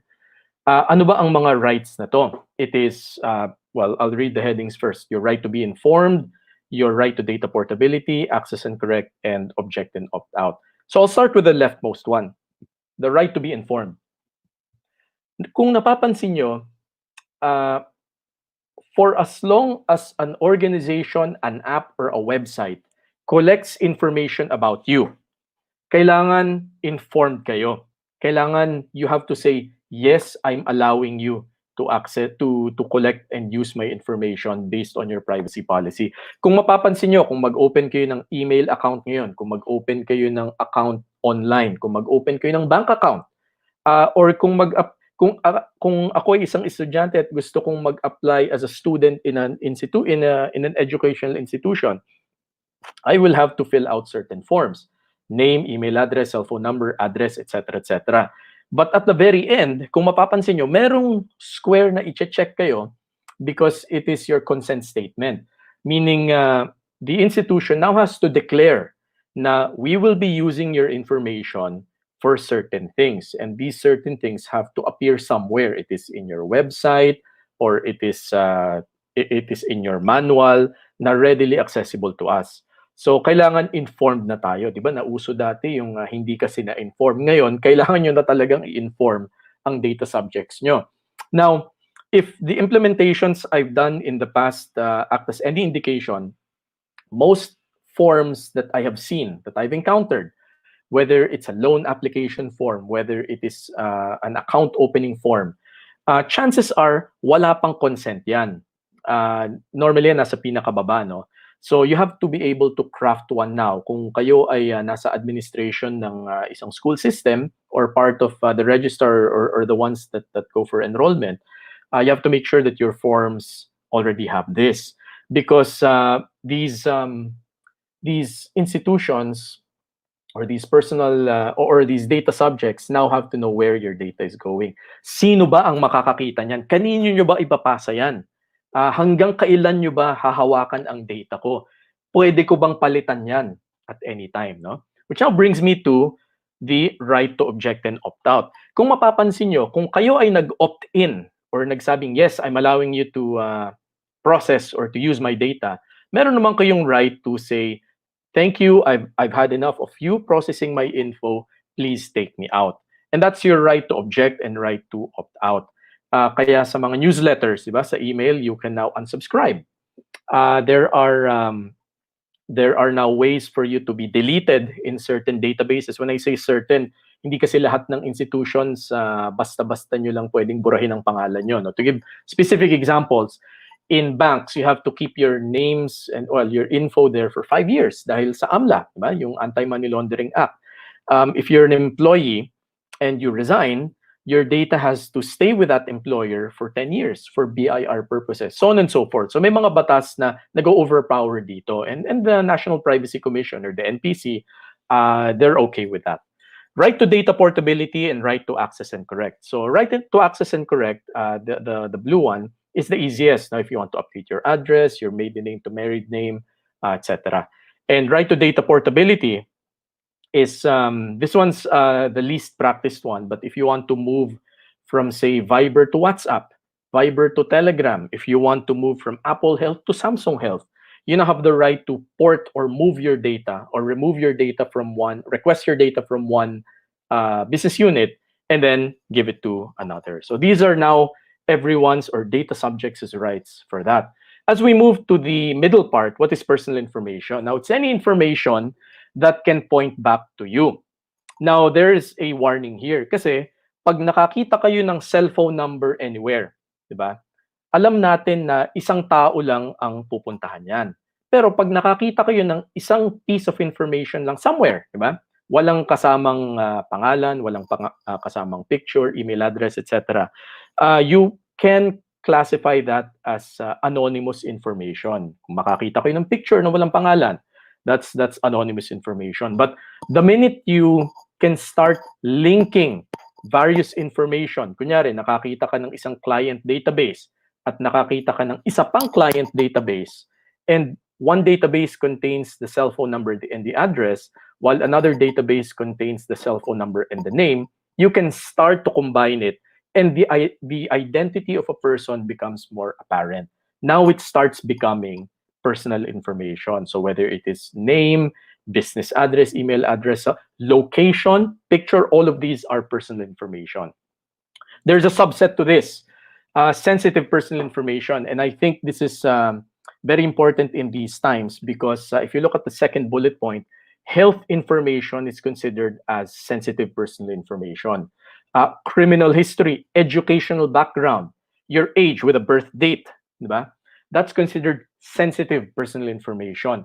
And why is this subdivided from personal information? Because the penalties in mishandling this information, and may spoiler na tayo, meron tayong penalties that the law is imposing, poses more monetary and jail monetary penalties and jail time pag ang na-compromise na data or ang na-misuse or na used in unauthorized means were sensitive personal information. Now, what do you use with this? What do you do with this information? In the law, it is called processing. Meaning, pag nangolekta kayo ng pangalan ng tao, etc. via a form, pag nag-save kayo, pag ginamit nyo, binura nyo yung data, you're already a processor of the information and you have to abide by the law. And processing happens anywhere in this data life cycle. So from the time you say collect data, create and collect, if you look at the left half, no, this is called the data life cycle. From the time you collect data to the time you destroy data and everything in between, you have to make sure that you now have the proper security and privacy measures that you take whenever you process this data. Okay, I'll explain more when we get to how to implement it. And of course, on the right side of it, you have the personal information controller. Now, this is the legal definition. This is the legal term used to define any organization or person who controls this who uses this information. So, EPLDT is a personal information controller. The schools that you represent is a personal information controller. DepEd or DepEd Imus, for this matter, is considered a personal information controller. Now, sometimes, meron tayong mga tasks na ina-outsource, no? Whether it is a customer service or encoding, yung ating tawag dito, HMO, yung health card or health benefits. These are all organizations as well. But sometimes we outsource it to them. And now, in your ecosystem, they now become what you call a personal information processor or PIP. So if you look at the underlying text, it is any organization or person to whom a PIC may outsource the processing of personal information.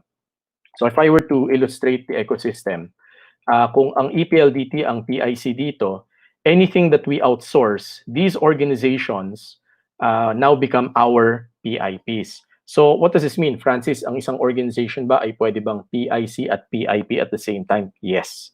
No? Much like EPLDT provides service to DepEd Imus, we are now a PIP of DepEd. No? But at the same time, we are a PIC ourselves. Now, I'll try and fast track this because I want to focus on privacy pagdating sa education. But I have to establish this baseline just so we know what's going on. So ito yung mga obligations nyo, no? As a representative of a PIC, you have these obligations as a representative when it comes to processing, security measures, accountability, and obligations. Now, why are we doing this? Bakit ba nagkaroon ng batas na to in the first place? It is because there is this concept of what you call a data breach. Now, I'd like to cleanse the word hacker these days kasi ang salitang hacker naging misconception na yan na palaging masama, no? When in fact there are what you call white hat hackers. In other words, these are the good guys na ang nangyayari, they deliberately test the rigidity or how secure your network is to address certain gaps, no? The term hacker has now evolved into the white hat hacker, and the other side of that, the bad guys, so to speak, ay ang mga cyber criminals. So that's the more politically correct term to use these days, a cyber criminal. Now, cyber criminals are the ones who are the primary sources or the primary culprits when it comes to data breaches. Dahil minsan sila yung talagang they brute force or they forcefully try and get into your system, try and extract your system. They install malware, they install yung ransomware, etc. But in data privacy, pagdating sa salitang data breach, hindi lang tayo limitado sa digital hacks, but we're also talking about physical misuse of information. Here's an example. Kung eto na lang, this is one that some of the people here are already used to. This running story of mine. Kunyari, pagdating sa eskwelahan, ako'y nasa registrar, ako yung tumatanggap ng enrollment. And the child of an actor, of a high-profile actor, applies to be a student. So yung anak ni Coco Martin or anak ni Piolo Pascual, biglang nag-apply bilang estudyante sa sa eskwelahan.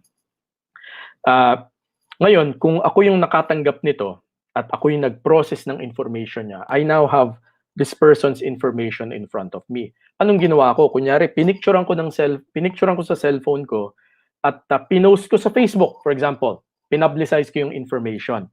Now, that in itself is a data breach already. Why? Because nag-apply yung anak ng artista na to sa eskwelahan natin, nag-submit siya ng information sa atin for what purpose? Para maging estudyante. And ang expectation niya bilang applicant ay gagamitin lang ng eskwelahan na to yung information niya for purposes of application, for purposes of grades, for purposes of billing, so on and so forth, enrollment and giving of schedules, so on and so forth. Wala sa expectation niya ang paggamit nito at ang pag-share ng info niya sa labas, ang pag-share sa Facebook. So pwede niyang kasuhan yung eskwelahan na this is mishandling of my personal information. What's another example? In the various institutions that I have gone to, office who have gone to, kadalasan mula sa lobby hanggang sa conference room, merong ano yan, you get a 1 or 2 minute walk to the conference room. And I take a look around and there's always a big chance na merong mga forms na nakatenga, naiwan lang sa desk. There are photocopies of government IDs that are left alone, not being supervised or not just being left alone. And if I was a bad guy, I would pwede kong puslitin yung information, pwede kong picturean yung lisensya na yan.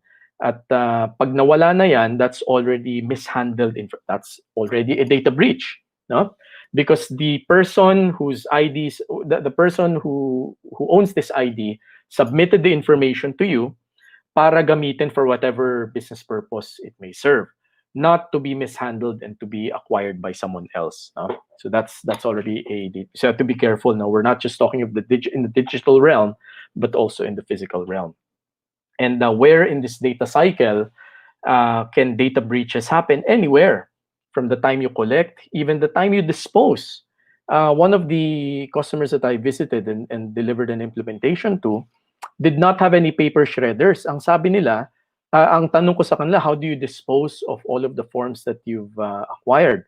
Sabi nila, tinitimbang at kinikilo, no? Sabi ko, teka, wala ba kayong paper shredder or wala ba kayong way to physically obliterate this data so it cannot be reformed or reused? Sabi, wala kasi sayang naman kapag sinira na, baka hindi na namin makilo. Yeah, that's practical, no? But in the eyes of the law, pag yung data na yan, tinapon at may nakakuha at nagamit sa maling paraan, kayo pa rin ang liable dyan dahil sa inyo, yung letterhead nyo nandun at pwedeng bumalik sa inyo yung mishandling of this information. Okay, so here's some data breach, recent cases in data breaches that I'd like to highlight. No? So nandito yung Zoom. And I'd like to read something later about Zoom, but I'll start with Grab. There is an aspect of proportionality. Remember the case when the child of a high-profile actor applied as a student in your school at sa ibang paraan nagamit yung information. The legal term for that is proportionality. Hindi tama ang paggamit ng data nyo ayon sa business purpose nito. So ito si Grab ran into was in hot water with the NPC in the recent past. This was Feb 2020 dahil gumawa sila ng selfie authentication, meaning kailangan mag-send ka ng picture sa kanila para ma-authenticate ka. And ang sabi ng NPC dito, walang kinalaman ang pag-send ng picture mo, again, photo is personal information, walang kinalaman ang pag-send ng photo mo sa paggamit ng service ng Grab. Diba? Ano bang kinalaman dito? And Grab, of course, defends by saying, no, it is for protection, etc., etc. In fact, another move that they wanted to make was to record whatever was happening inside the vehicle for the driver's safety. Kaya yun, no, the heading is audio and video recording systems. But the NPC contests this by saying walang kinalaman yan in the providing of getting someone from point A to point B. Or in this case, delivering an item kung Grab Express yan, no? So wala, ang sabi ng NPC ganon, so tinanggal ng Grab yan. Another example is TikTok. Now TikTok is okay, as someone who is in their mid-30s, no, nearing 40, I never installed TikTok in my phone. But I understand how in these trying times, people are finding ways to get entertained. People are getting ways to create virality and to get known, no, during their free time. But in reality, TikTok presents a lot of security threats, or rather lacking a lot of their security settings. In a way na minsan dahil sa kaka-next natin, again, going back to that human philosophy na next lang tayo ng next para magamit agad because all my friends are in TikTok. Sa kakagawa natin yan, inoohan na natin na pinayagan na natin ang TikTok na gamitin ng info natin kung anumang data ang inoohan natin doon for whatever business purpose or whatever they want to use it on. And yun nga, a lot of people, and again, the good part about TikTok is people start getting recognized. It is one way to kill downtime, no? But at the heart or at the core of the app, there are some very questionable privacy practices that they're making. And in fact, this was shared in a Reddit post. I'll just read some things here kasi maliit yung text, no? I'll just read this part. TLDR, that's colloquial for too long didn't read, no? I'm a nerd who figures out how apps work for a living, no? Calling it an advertising platform is an understatement. TikTok is essentially malware that's targeting children. Don't use TikTok. Don't let your friends and family use it because it gets information about you that is not within the realm of what it's supposed to initially be. In other words, it's a social media platform that shares your ang tawag nga dito Twitter na video, no? For those of you who use Twitter, I don't have a Twitter account myself. Now Zoom, I have again very mixed feelings about because at the core of what Zoom is, it really helped a lot of people cope with this pandemic. In fact, just last Saturday, I believe, si Pope Francis, he held a global rosary webinar. Si CBCP gumawa ng webinar that had Pope Francis deliver a rosary when he was at the Vatican globally. That happened at 11:30 last Saturday. And again, some other uses of Zoom. Ang daming reunion na nangyari. Yung mga dati kong kaopisina na hindi ko na nami-meet sa labas nung wala pang lockdown, nakakapag-reunion kami. For those who like drinking, nauso yung salitang inuman, di ba? Via Zoom. Libre kasi, well, may limits and all, no? Pero it's a platform that everyone gets to use. However, just to show you data on Zoom, nung December 2019, it only had 10 million users. But in April of 2020, it ballooned to 300 million users. Diba? And every step of the way, there were security settings being compromised that they are patching on the fly. What does that mean? Pag may nakakita ng security settings, ine-exploit na nila, tapos ipapatch pa lang. No? And I think that's where Zoom gets into hot water because nauso nga, nabanggit nga ni Sir Babsi yung Zoom bombing, no? Nung kay Mayor Vico Soto, merong mga biglang papasok na lang sa chat room at mag-share ng video or biglan lang may ingay na ipe-play, and you're really disrupting the flow of something formal. And kaya as of May 30, there were two security settings that I'll read, no? Two security flaws. The first flaw would have let an attacker use a specially created animated GIF placed in a Zoom meeting to hack Zoom client software and other people's machines to force the installation of malware. And the second flaw also involves the chat function in Zoom meeting client software with similarly potential consequences. The problem was that Zoom did not validate the content of shared compressed files such as zip files. Now, June 3, naayos na nila yung na-discover na problem nung May 30. So, what do I mean? It works, but it may not be the most trusted platform, especially for official business. Kaya ayon nga kay partner Bill, no, yung kasama ko sa ka-team ko, the earlier speaker, Zoom was actually blacklisted as an official business tool for any PLDT related business, and it was primarily because of these flaws being addressed as they were being discovered, whereas they could have hopefully they could have at least addressed these or anticipated these, but much like Zoom, hindi rin naman natin na-anticipate na magkaka-pandemic na ganito. So that's one thing to note, no? But PLDT is not saying na bawal gamitin ang Zoom. Wag lang sa official business for anything PLDT. So that's our stand on Zoom. Okay? Disclaimer, kung kayo naman ay na-breach, kung na-ransomware kayo o kung may something happened in your systems, whether in the physical realm or the digital realm, hindi naman yan crime because the National Privacy Commission is very fair. They will just check on you and say, has there been anything that you've done with regard to compliance before this breach happened? Was there anything that you did when this breach happened? And are there things that you will be doing when this breach, to resolve this breach? In those cases that I've given, I've earlier used cases which I've hidden. But kung ma-breach kayo, hindi mo automatic na makukulong ang DPO or Data Protection Officer nyo, no? Or may makukulong sa inyo.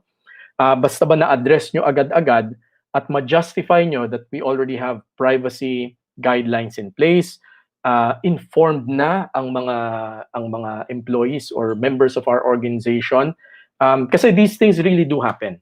Breaches do happen. No organization, no app is breach proof. Hanggang ngayon, tawag dito, virus signatures, malware signatures are constantly being upgraded and studied. Kasi mayat maya nag-mutate lang yan, no, to exploit the next vulnerability. I won't dwell much into this slide, but this just talks of kung the act of negligence that your organization had involved the unauthorized processing of personal information or unauthorized processing of sensitive information, the penalties vary. No? Mas matimbang ang pag-sensitive personal information ang na-breach. Which now brings me to the case of COVID. A lot of people these days are trying to use COVID as a front. What does that mean? Can you disclose to us your employee lists? And we have to know which one of these have been tested or have COVID. Now, kapag hindi DOH yan, or kung hindi trusted government entity requesting for that information yan, and they're using COVID as a front, you have to be very vigilant in the way you send this data out. Baka kasi sa ibang paraan gamitin yan, lalo na kung may positive sa organization nyo. Imagine the social stigma that may cause. Kaya kung napansin nyo, si DOH, talagang ang dinidisclose lang nila, age, I think it's gender, location, which hospital, kung nagbiyahe man. No? Hanggang dun lang ang disclosure nila. Will you really know who this person is? Not yet. Not quite. You know some information about them, but not enough to identify just one person. Pero isipin nyo, kung dinisclose ng DOH ang email or dinisclose ng DOH ang cellphone number, automatic isang tao lang mapupuntahan yan. Kaya they try and limit the information. The concept here is called data minimization. Kung ano lang ang minimum requirement na i-disclose nyo para masunod ang batas, hanggang dun lang ang i-disclose nyo. So if you have market research firms that you employ, di ba? Tama lang din na ang i-release nyong demographic data on your students would be where they live or ano yung age nila, etc., etc. But once you disclose names and email addresses, you now talk of iba na yung usapan, no? Okay, the 5 pillars of compliance. What do you have to do? Now, every organization, big or small, public or private, would have to do this. And you start by employing a data protection officer. Ito ang champion nyo pagdating sa privacy. And hindi automatic na siyang ikukulong pag may breach na nangyari. Ulitin ko lang, no? Hindi automatic kulong ang DPO. So kung may DPO in the audience today, you can breathe a sigh of relief, no? But kayo, it is your responsibility to advocate data privacy and to ensure your organization's compliance. I'll skip the privacy impact assessment and privacy management plan kasi nandyan yung mga statements and policies nyo on how privacy is practiced in your organization. But I would like to focus on privacy by design and breach notification. So I'll start with breach notification on the far right. Ito yung mga policies nyo na kung sakaling may mangyaring breach, alam nyo na kung paano immobilize. Kasi kailangan nyo inform si NPC, kailangan nyo i-inform yung naapektuhang data subject, etc.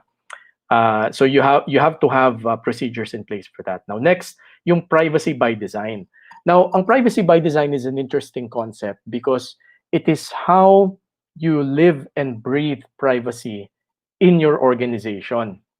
Now, kung naging practice nyo na sa tuwing may papel na hindi na kailangan gamitin, i-shred yan or pupunitin yan, no? Okay yun because you're already practicing privacy. You are designed, your organization is now designed to adhere to privacy policies. Kung may consent statements na kayo, kung ini-inform nyo, kung merong changes na kailangan gawin, anything privacy related, that's already one step in the right direction, one step pagdating sa pag-comply nyo. No?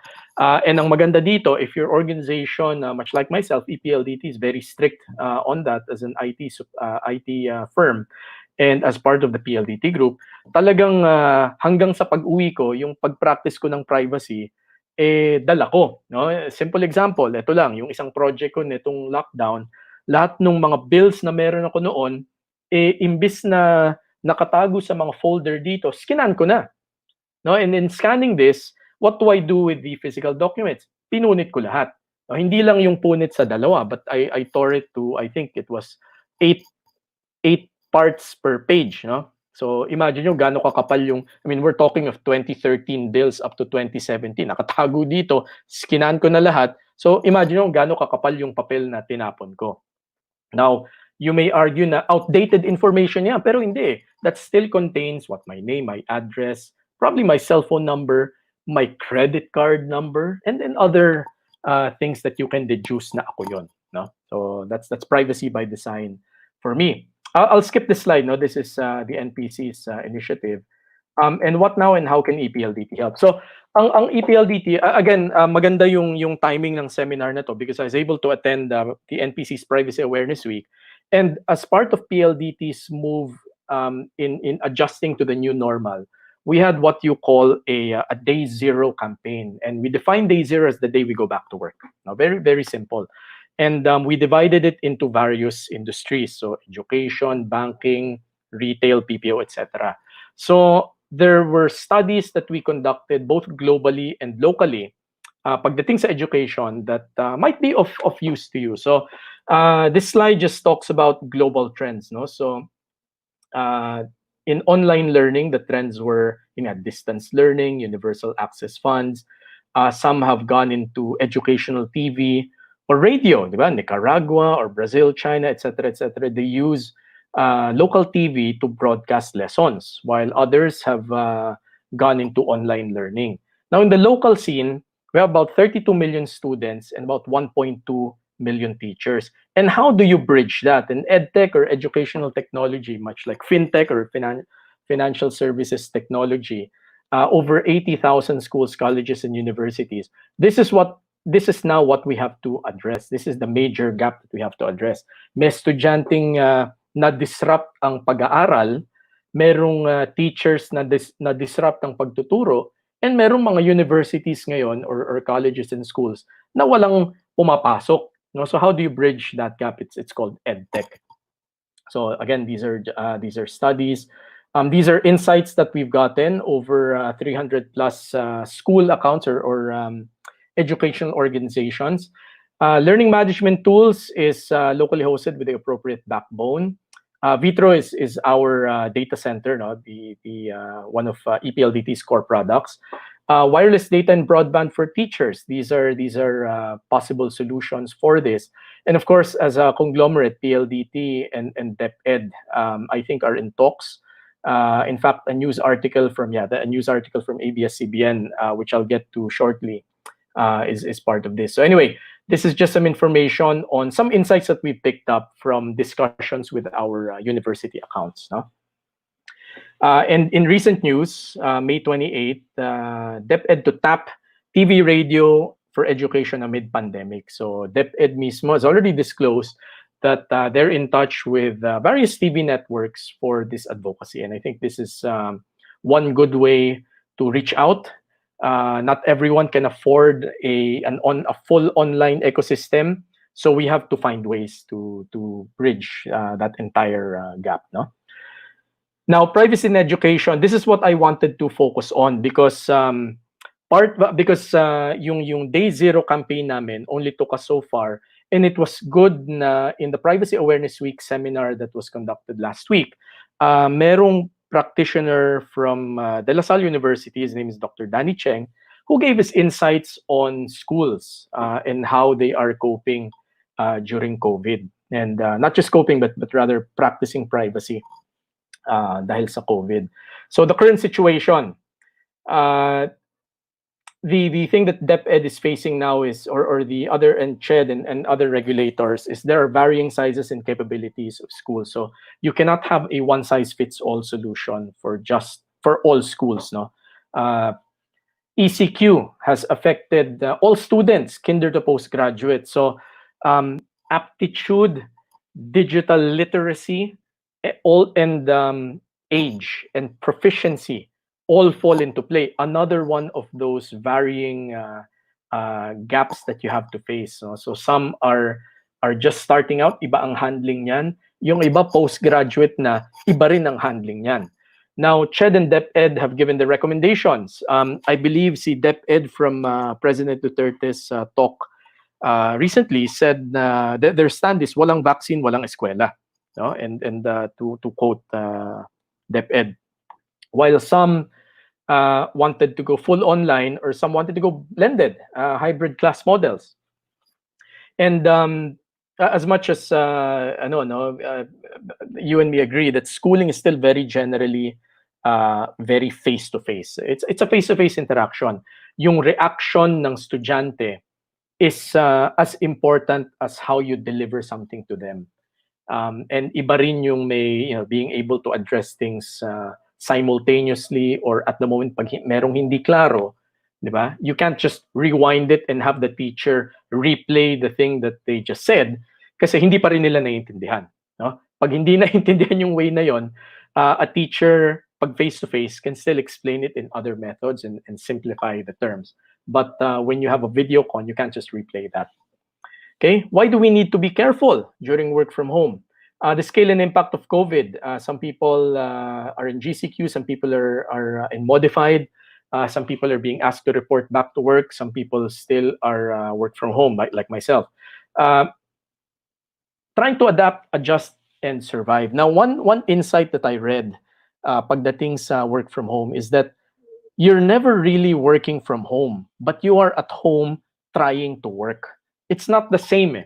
Working from home means everything is back to normal. Your ecosystem is in place. Ito ang nangyari, companies had to adjust. And in fact, another study I read is for the past, when we were talking with companies, they said they had their digital transformation plans in place for the next 3 to 4 years. Diba? Paano nila i-execute yan? But because COVID happened, nag-shorten yan to 3 to 4 weeks. Diba? How do we suddenly transform our firm into a digital ecosystem in this short span of time? And ang naging problema, hindi lang sila, kundi lahat. No? So it's something that they had to adjust to, adapt to, and survive. And it's times like these when mistakes happen. Now, the insight here that from Privacy Awareness Week is that there is always that one person, or in this case, there is always that one employee who will click on something. Diba? Whether it is a malicious link or a legitimate link, meron talagang magkiklik at magkiklik niyan. And I myself have been guilty of this. Pero anong nangyari? Ni-report ko kagad, binlock agad ako sa network, kinlens agad yung laptop ko. Even if I just clicked on it and did not do anything in the site that I went to. Sinigurado nila na disrupt yung work ko for that day, but at the cost of what? Everything that my laptop contains. Now, my work laptop contains. So lahat yan, na-cleanse, and then the next day I'm back to where I was. So there is always that one person who will click on that. Again, COVID is usually used as a front. No, we need this information for COVID monitoring purposes. They always get away with that. And ngayon, electronic na, yung dating physically accessed documents, yung transcript pa lang, or yung report card, ngayon, malamang you've considered scanning them and then sending them via email. Ang problema sa ganyan, madali nang ma-share. No? Ida-download lang and then i-share lang, hey, congrats, look, I'm a Dean's Lister for today. So why do we need to be careful? It's because of these threats. And of course, all of this is new to us. Now, to support the modern day learners and educators, the drive was really for collaboration tools. So the likes of Moodle and Blackboard or Canvas, Microsoft Teams, something that we're advocates of, Edmodo, Google for Education. There are various tools out there that you can use. And to echo what kasi this also addresses a question that I read earlier, to echo Commissioner Raymond Liboro, ang thrust ng data privacy ngayon, kasi ang problema, ang privacy and compliance, again, the three things, make money, save money, or compliance. Yung compliance took a backseat when COVID happened. Saka na yan, kasi unahin ko yung kung paano mag-a-adjust ang organization ko. But compliance should never be forgotten. And the thing here is, when it comes to data privacy, hindi basta-basta kayo mabibisita ng NPC pag may breach na nangyari. So ang thrust ng NPC ngayon, focus on trusted apps, focus on trusted means, focus on trusted procedures and programs that have had a good track record, the Microsoft, the Googles, and the Canvases of the world. focus on those things because chances are their privacy policies, their threat detection and threat remedies are in place, no? I think that's where Zoom falls short on, kasi nga hindi basta-basta na-exploit tapos doon pa lang aasikasuhin. Samantalang, firms that you see or organizations or programs that you see on screen now may already have had that addressed and are very proud and publicized that they've done so. So again, we're very we really like, well, kami naman ang official tool for collaboration namin is Microsoft Teams, but of course we still use the Vibers, the Telegrams, and the other messaging apps for informal informal communication.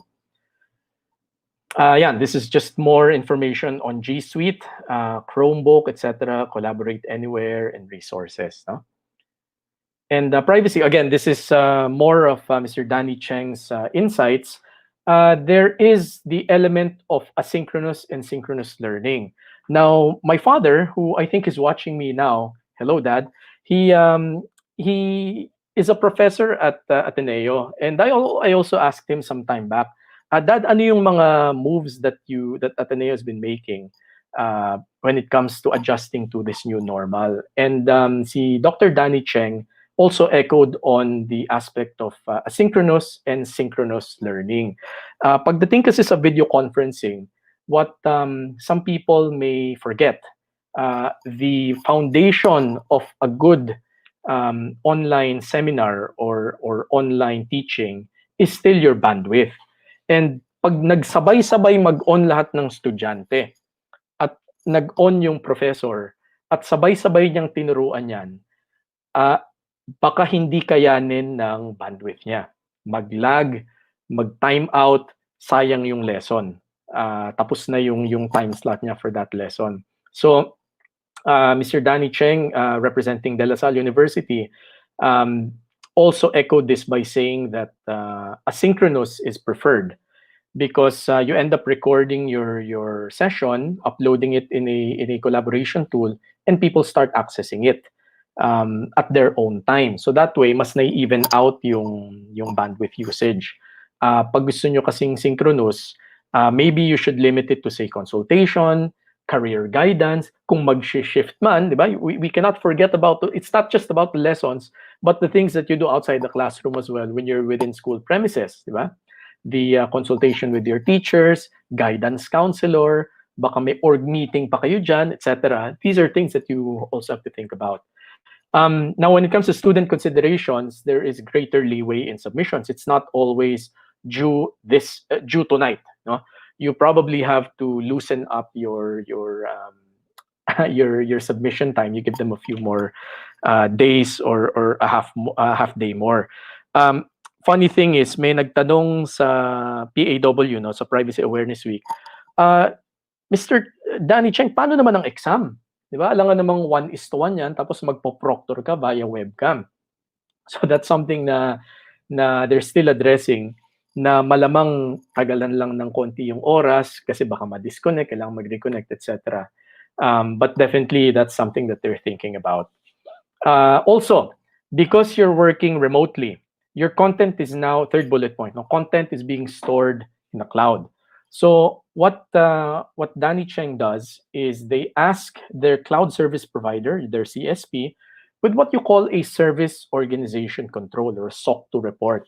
Meaning, dahil in-outsource mo sa kanila, remember the relationship between you as an organization, as a PIC, and outsourcing your cloud to a PIP, no, personal information processor.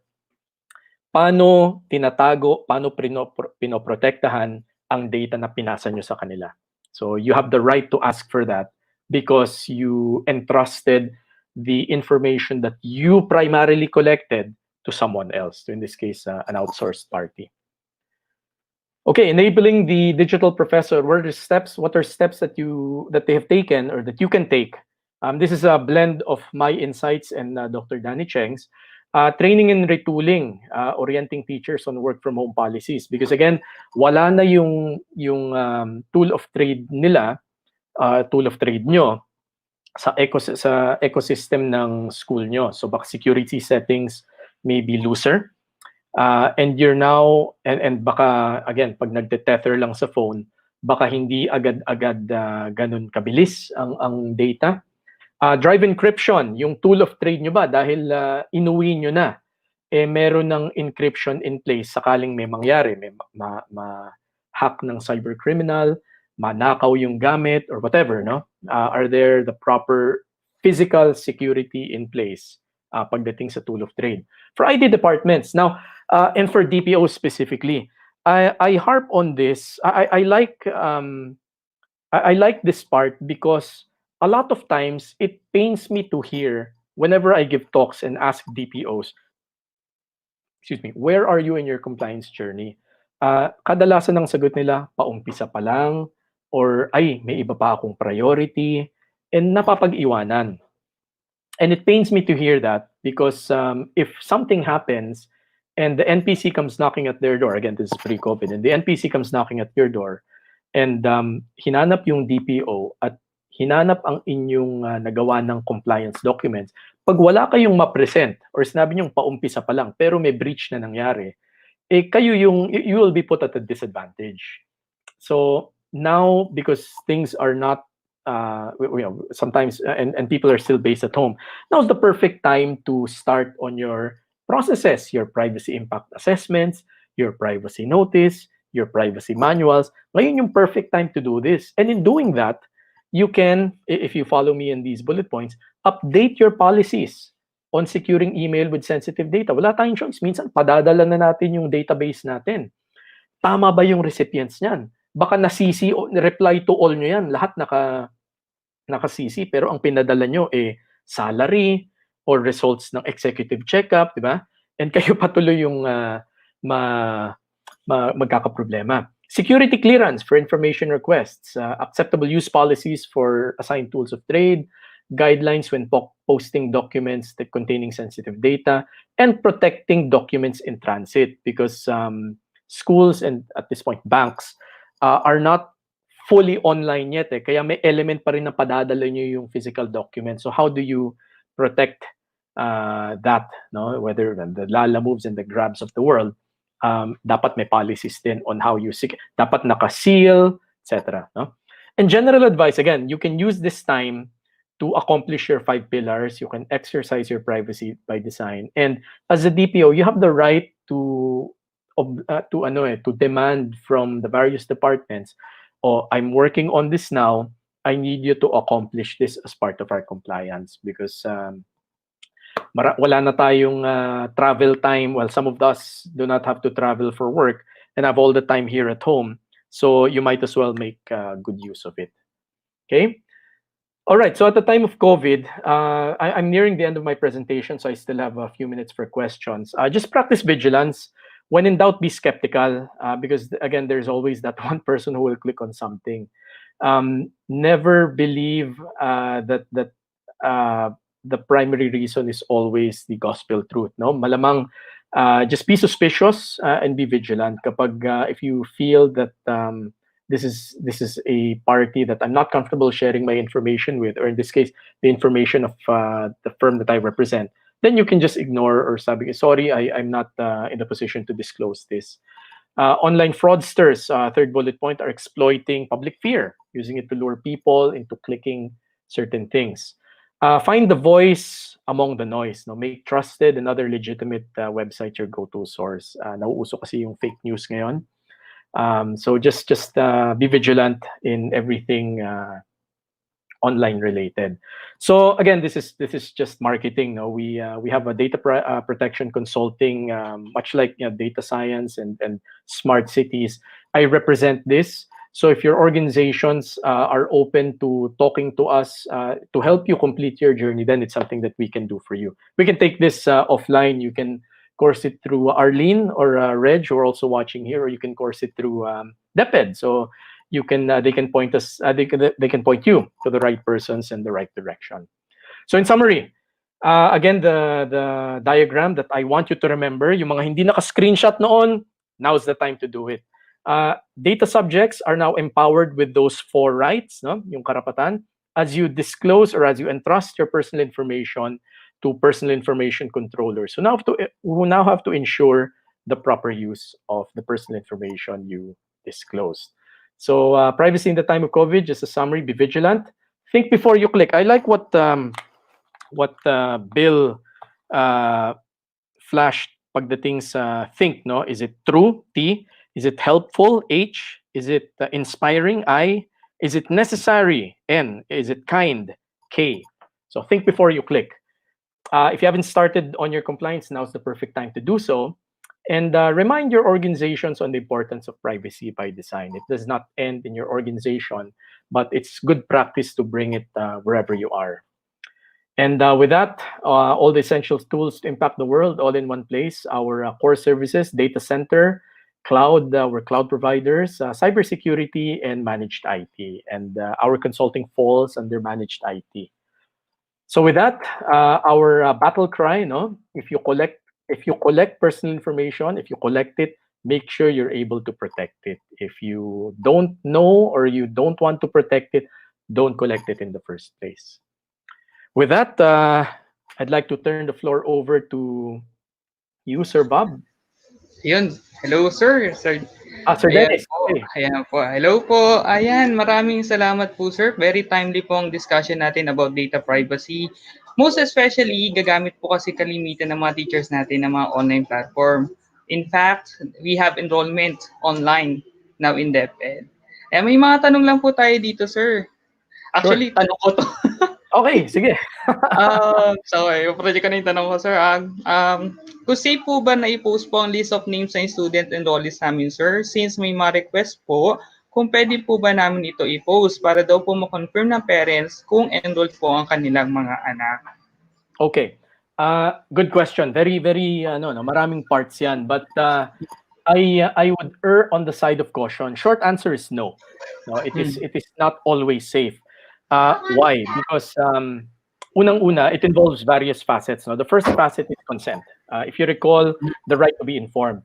Unang-una, ang tanong ko, alam ba ng parents alam ba, na-consentan ba ng parents, lahat ng parents, no? Or guardians for that matter, na ang information ng estudyante or their child or their student ay ipopost, no? And the next facet is what platform are you going to use it on? Because if you go into certain public platforms that pwedeng screenshot, pwedeng magamit ng iba ang list of names, kung may ibang information dyan, baka delikado. Baka delikado. And my third answer there is, are there other means to get this information to the right parties? Because remember, ang hinihingi, ano uli yung purpose? It is to know whether the student is enrolled. Yes po, to confirm daw po kung sila daw po ay enrolled for the upcoming school year. So we're talking of on a per student basis. So I would argue that the best practice there would be to contact the parent or the guardian directly. This is to confirm that your child has been enrolled for this school year. It is the more tedious option kasi nga mangyayari isa-isa mo isa-send, di ba? Imbis na isang post na lang, mababasa na lahat. But it is the more prudent option. Mas ano yan, mas safe yan. Kasi pag may ang palagi ninyong tatanungin, what's the worst that would happen? Paano kung may nagreklamo? Handa ba akong depensahan ang organization ko with the privacy documents, with the right justification of posting all of this? So if the answer to all of that is no, you go to the safer way. Kahit mas mahirap, basta mas safe, I'd rather do that. Thank you, sir. Ito po, second tanong nyo. Okay, kay Ma'am Tess. Sige, Okay, from Ma'am Tess David, good morning po. Ano po ang opinion nyo about putting all our account numbers like Pag-ibig, PhilHealth, Teen ID, etc. to school ID? Hindi po ba ito lumalabas sa Data Privacy Act? Nakakatakot po kasi once na nawala ang aming ID, andun na lahat ng info namin. Daghang salamat. Thank you, Ms. Tess, for your question. This is a question I get a lot. And I'll give you specific examples on how we've done that. Again, short answer is no, it's not safe. Kasi kung tatandaan nyo, ang hindi ko nabanggit pala yung principles kanina, no? You have transparency, Meaning, na-inform nyo na ba? Legitimacy. Legitimate ba ang purpose and ang means of collecting your data? And proportionality. Meaning, sapat ba or tama ba ang information na kinokolekta nyo to be used for certain purposes? Now, ang purpose ng company ID is to let other people know that you are a member of this organization. And this is a move that PLDT has done. Because I myself, my former ID still had the SSS and TIN number at the back. And nung nagkaroon ng batas na ganito, I would ask myself, kailan ko ba ginamit to in determining the purpose? Kailan ko ba ginamit to let other people know that I'm a member of an organization? Yung harap pa lang okay na eh.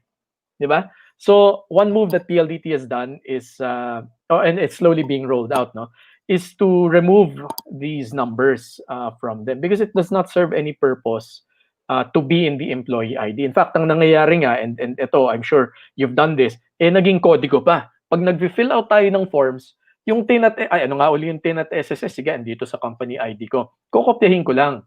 No, but you can do that by, lagay nyo sa cellphone, lagay nyo sa locked notes, di ba? Yung may password.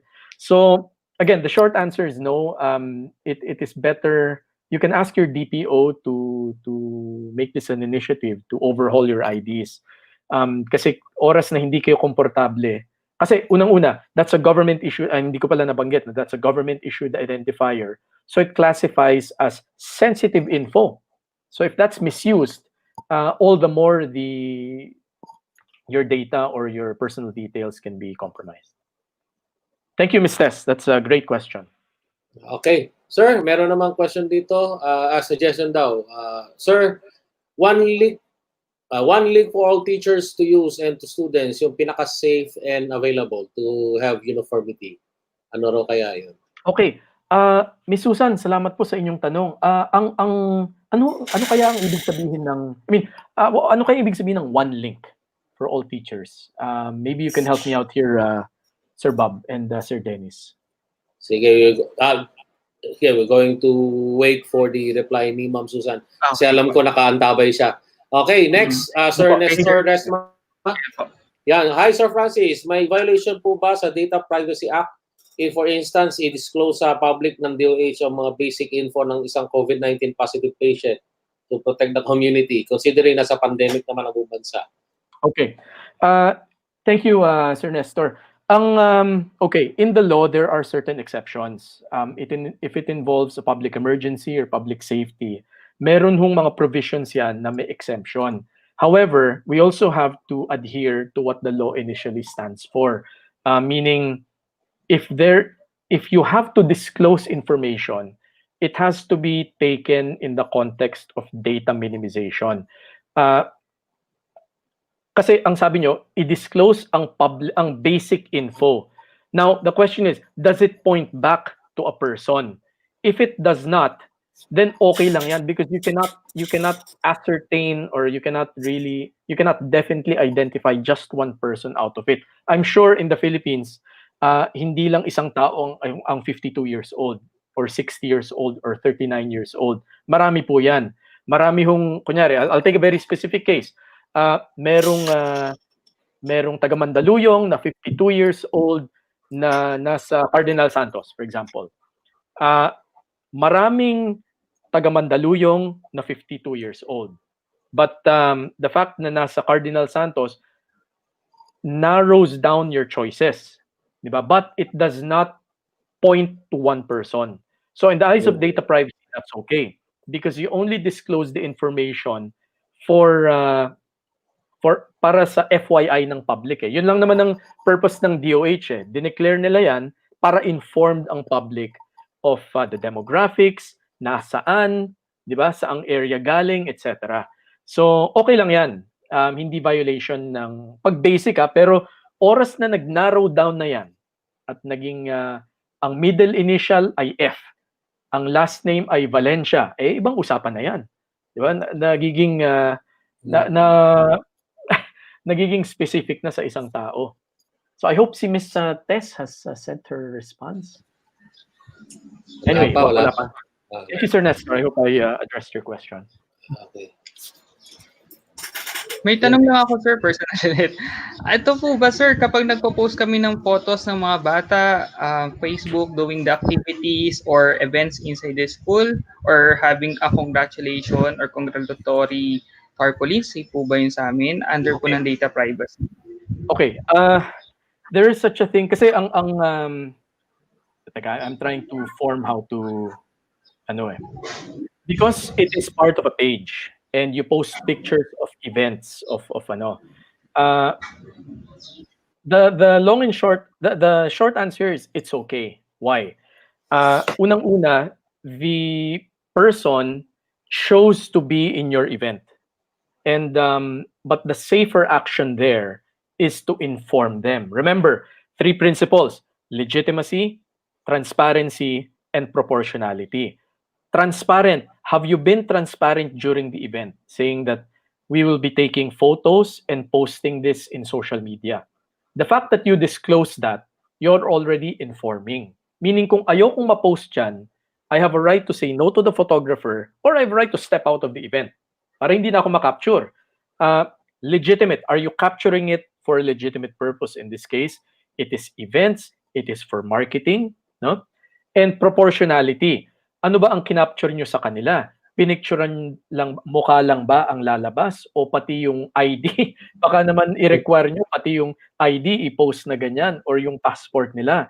Hindi na proportional yon. So the litmus test is what's the worst that can happen. Kung ang info lang na napakita ay present ako sa event na yan, then chances are it is within means, no? It is within legal means of being there. Again, so long as you are being transparent na okay, may event tayo, we will be posting this. Kailangan ma-establish yun. So Okay. kailangan talaga ma-inform muna sila para hindi magkaroon tayo ng mga problema. Yan po, may tanong po dito. Okay. Si kay Ma'am Eileen Dianes. Yan po. Sir, we are also using our account in deped.gov.ph for many sign-ins now for webinars suggested by the Division Office. This account contains our personal data info too. Okay. So Okay, safe daw ba? Okay. I will have to throw the question back to DepEd because remember, as a data subject, si Miss Eileen, kayo po ay isang data subject. And dahil ginamit yung credentials nyo sa pag-login sa deped.gov.ph and various other webinars, diba? You're using that login there. I would have to ask if noong inopen nyo yung account nyo online, or supposing matagal nang na-open yan, meron bang naging privacy notice that you had access to? And if wala pa, are you already working on it para alam ng data subject kung saan mapupunta ang data ko, ano ba ang kinokolekta sa akin? Again, ano yung kinokolekta sa akin? Sinong nakakakita? And saan mapupunta ang data ko? Kasi again, what's the worst that can happen? If ma-compromise yung data nyo in the third webinar, for example, you would have to revert or look back into the privacy statement kasi nandyan din kung ano yung security measures na ginagawa ng DepEd for that. Kasi malamang behind the curtains, behind the scenes, meron ng mga, kasi again, hindi naman breach-proof lahat eh. Pwedeng mangyari talaga yan. And again, it's not a crime, hindi man makukulong, walang makukulong agad-agad pag may na-breach. Pero kung walang ginawa before, during, or after a breach, meaning walang security measures in place before, walang report na ginawa during, and walang resolution after, doon tayo magkakaproblema. That's when it becomes an issue. But if you are breached, in webinar 3, in yung data nyo na compromise, so long as na-report, Ma'am Eileen and the other participants of webinar 3, your data has been compromised. Your data has been compromised. We are taking the necessary steps to address this and to prevent the misuse of this information. We're trying to limit the scope where the data has gone to. So hindi naman masama yan. In fact, yung sanay na tayo, log in via Google, log in via Facebook, because Facebook and Google have their respective privacy statements for that. And we have consented to it, and therefore must be, yung alam natin dapat yan. Or pwede mabalikan ng privacy statements. Thank you. Okay, sir. Follow up po doon sa tanong ni Ma'am Susan. Ayan, app po yan ang link na ibig ko sabihin kasi ang daming applications. What would be the safest one? Okay. I would err on the side of caution and again adhere to what the NPC said. So long po no na ang app na sasalihan nyo ay trusted, may track record, usually may pangalan na, the Microsofts and the Googles of the world. Yan for me it is magaan sa loob ko i-click ang link basta yan ang pupuntahan. But also ask yourself, sino ba ang nag-send sa akin ito? Kilala ko ba to? Kung suspicious kasi ako, kunyari si Bill nag-send sa akin ng link.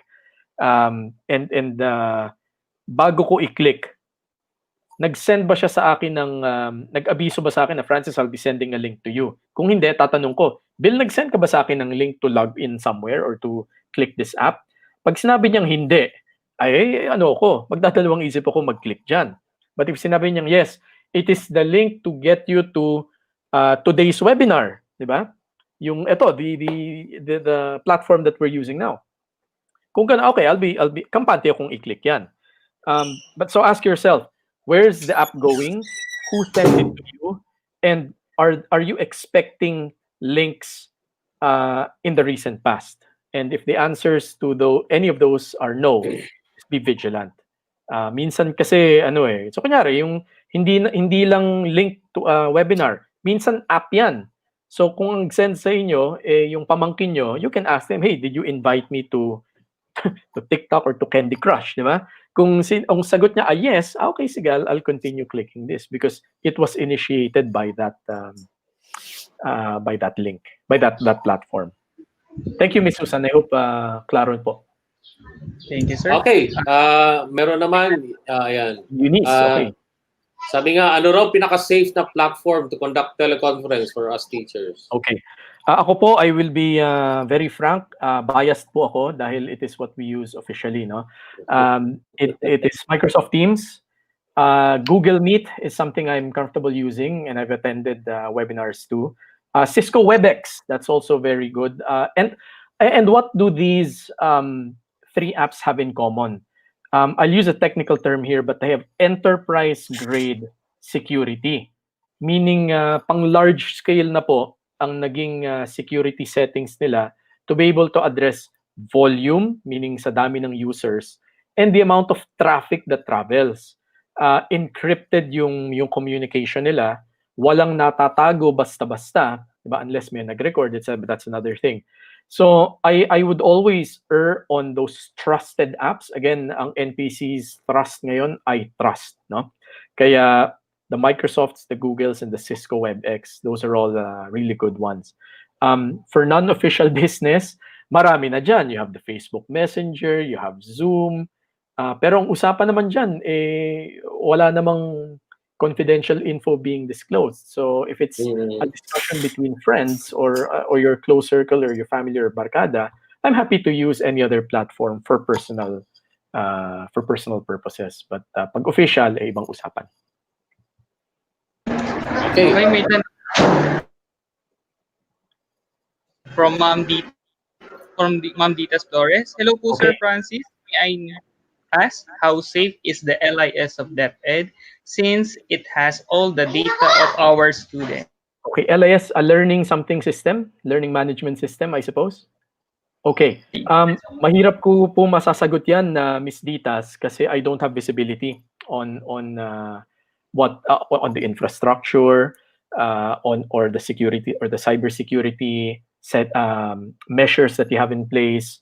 I think I would have to defer the answer to our folks from DepEd to address this.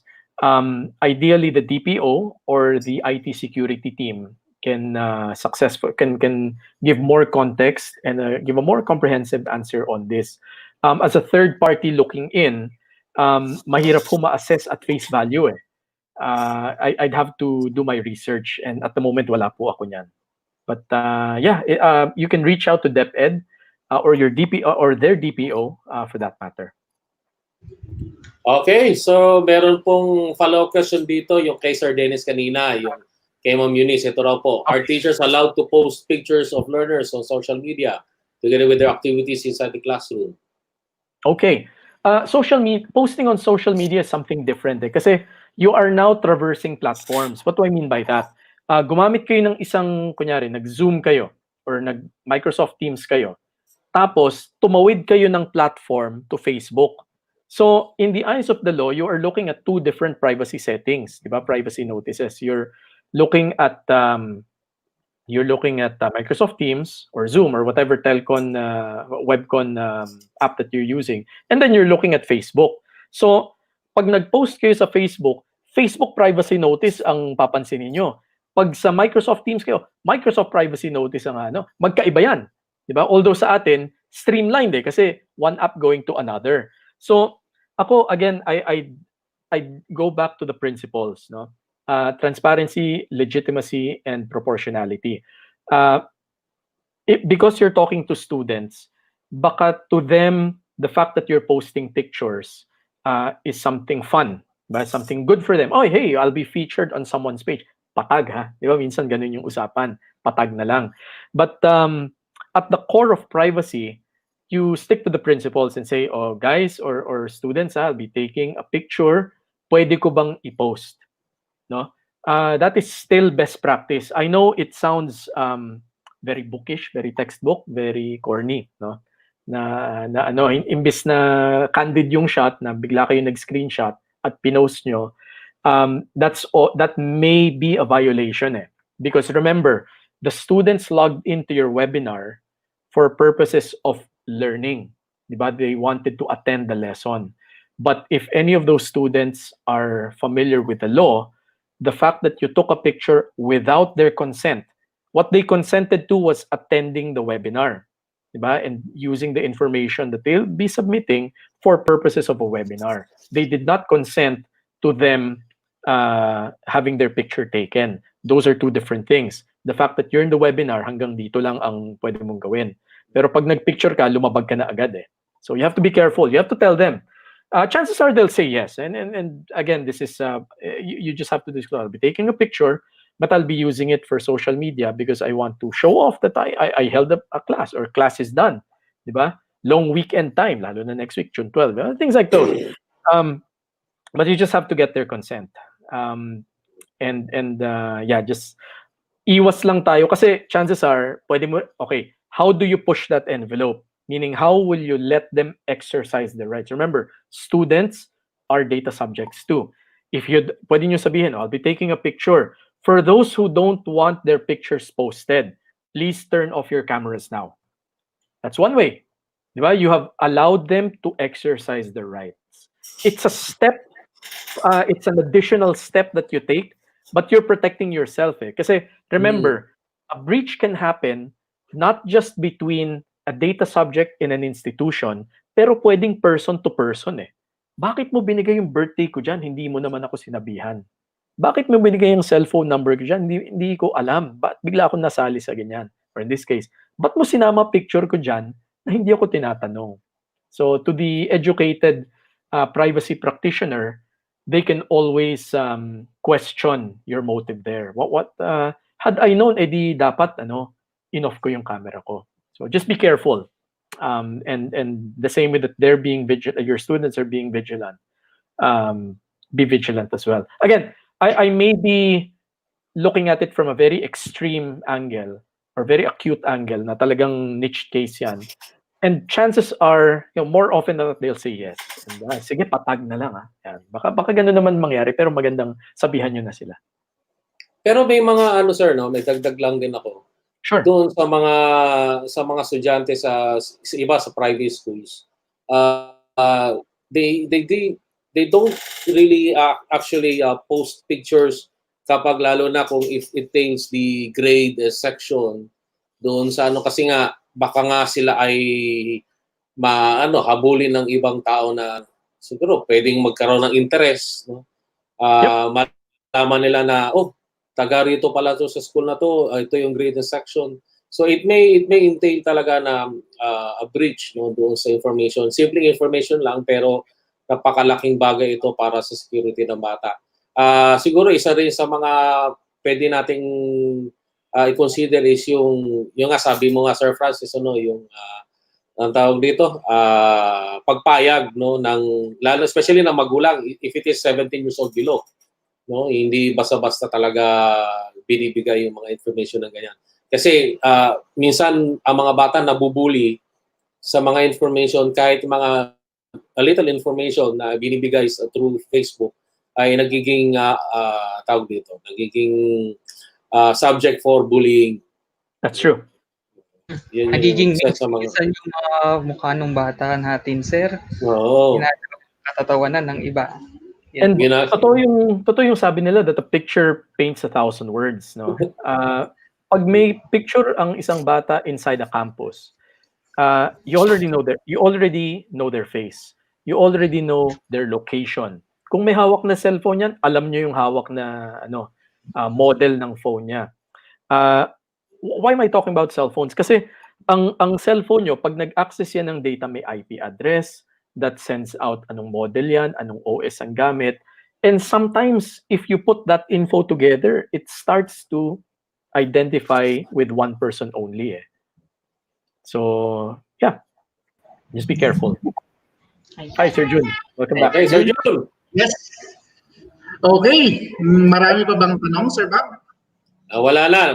Ang karamihan dito ay nagpapasalamat. Sabi nga ni Sir Ariel, ayan, Ariel de la Cruz, thank you very much, Sir Valencia, for the very comprehensive information on the data privacy. Siya po ay from Golden City Annex. You're welcome po sa Sir Ariel. And ito rin, siguro offhand, i-share ko lang, Sir Jun. Yes. Natawa ko, sana naman yung password nyo, yung hindi yung ang pinakagwapong guro sa Imus. Ano po, ganun yung password nyo. kasi sa totoo lang, madali kong hulaan yun. Kung, Obvious mo? Sabi nga lang. wala akong masabi si Sir Jun. Only Sir Bob knows. Okay. Okay. Yes. And good day. May pahabol. Sige, let's go. Good day. It is okay to record conversation between parent and teacher. Minsan po kasi na ibang stories sa certain point tapos ginagamit po against us. Okay. Good question. And I think I haven't stressed this enough, but the concept of consent is really, really very important in interactions like this. Because remember, if you call certain hotlines, diba, may sasagot, thank you for calling XYZ company. For quality assurance, we may be recording this line or this conversation. You have to disclose that you will be recording the conversation. In Microsoft Teams, in the platform of choice for PLDT, oras na mag-consent kami sa Microsoft Teams and we use the platform, there's a statement there that says conversations can be recorded, meaning oras na gamitin ko to, okay sa akin yan. Tapos, pag pumasok ko sa isang conversation at may nag-click ng record, merong notification agad that this conversation is being recorded. Please view our privacy policies here for your rights. May ganung statement sa header. And I can't stress this enough, but whenever you record conversation, it is good practice to disclose it at the very, very beginning. Kasi kung ang mangyari, alam ko may legal implication to pag nag-record ka tapos hindi mo disclose agad. I don't know if that's inadmissible evidence. I could be wrong. No, sorry, I'm not a lawyer. But it could be inadmissible evidence or recorded without consent or something to that angle. So maganda sa pinaka-umpisa pa lang, paghakbang nila sa room or paghakbang i-ihin nyo agad para alam agad nung tao na kailangan they have to watch their words and whatever will be said here can and will be used against them in the court of law. Nadala ako sa sa the rights. Anyway, thank you. Okay. At sa medyo itong isang tanong na to, ihabol nga natin kasi para sa teacher ito. Yan. Kay Ma'am Eunice Camora Hayag. Sir, another question. How can teachers be safe naman po from parents and guardians who are posting video pictures of them without approval, lalo na po kung negative ang post. Thank you very much, sir. Posting videos of them without approval. Okay, this is a very, very big topic kasi when you say videos and pictures about them, it could range from anywhere na may nag-share kayo ng status message, nag-post kayo ng status tapos shinare, or may pinicturean kayo in public and then shinare, etc. So sobrang lawak po niyan. Now, the common denominator answer here is it is your right to exercise your rights. Again, right to be informed, right to opt out, right to access and correct, and right to data transfer, data portability. So you can actually, again, tapos another element here is a data privacy exchange or interaction does not have to be between a person and an organization, pwedeng person to person. So pag ganyan, maaring dumiretso kayo sa isang tao at i-question nyo, please take this down. Diba? It is inappropriate, it is ganyan. But take note, how was this status shared? Because the minute you share it on a social media platform like Twitter and Facebook, the fact that you consented to that platform, and malamang part of that privacy statement would say, by joining this platform and posting anything that I type, pwedeng i-share ng ibang tao yan. Wala na kayong laban. Kasi inuohan nyo eh. Oh. So, the fact that you shared something in the first place, you're already saying yes to this. Sige, pwede nyong i-contest na, teka, but pa-take down naman yan kasi that's false information. But that's a different thing. That's fake news. Ito naman, existing content na pinost mo na shinare. So, the fact that you're in the common platform, by posting something, you're allowing it to be shared. At shinare, wala na kayong laban doon kasi inuohan nyo eh. But kaya again, very masyadong malawak to kasi that's just one angle of it, yung social media. Paano kung ibang platform naman nag-picture sa'yo in public, diba? That's another common question I get. For one thing, diba, kunyari may public event, may rally, may whatever, and you're present and nahagip kayo ng camera, diba? You cannot ask them to take down that picture anymore because you were in that place, you were in a public place and there are people parang there's such a thing yung private space, which is this much. There is the intimate space, private space, and then public space. So long as you're found in a public place and malayo yung kuha sa inyo, it's not their fault that you're there. It's diba, you were there in the first place, so you're allowing yourself to be captured, especially in public events like those. So again, that's a completely different topic altogether, but it's good na nabanggit. Okay, sabi po ni Ma'am Rebecca Monzon, no? Ma'am Becca, thank you sir, very informative. Pang-opisina din ng tulong ng webinar na ito. Yes, shout out kay Ma'am Rebecca Monzon, ng aming administrative officer. Ano ba? 6. 5. Okay. Shout out sa aming mga SGOD at CID. Yes, yung SGOD Wolves at CID Buddies. At yung mga on-call bees, Matea and Jen, nagpapa-shout out. Shout out na rin. Okay? Sir Mesper na naghahanda para bukas sa brigada, shout out din. At palagay ko, Sir Bob, alam nyo, nakakatuwa ang mga teachers kasi 12:23 na. Sila. Pero pa tayo 160 plus viewers, sir. Yes, so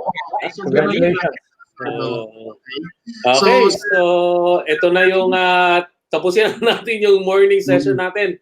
And we'll be anticipating this afternoon session na mas maganda rin ang ating pag-uusapan. Sir Francis, maraming salamat po sa inyong presensya and your... May have some parting words, if that's okay. Yes, okay na po. Yes. Okay, so on behalf of the PLDT group, EPLDT Smart, thank you for inviting us. On behalf of Bill and IT Business Consulting, thank you for inviting us and allowing us to talk about cybersecurity and data privacy.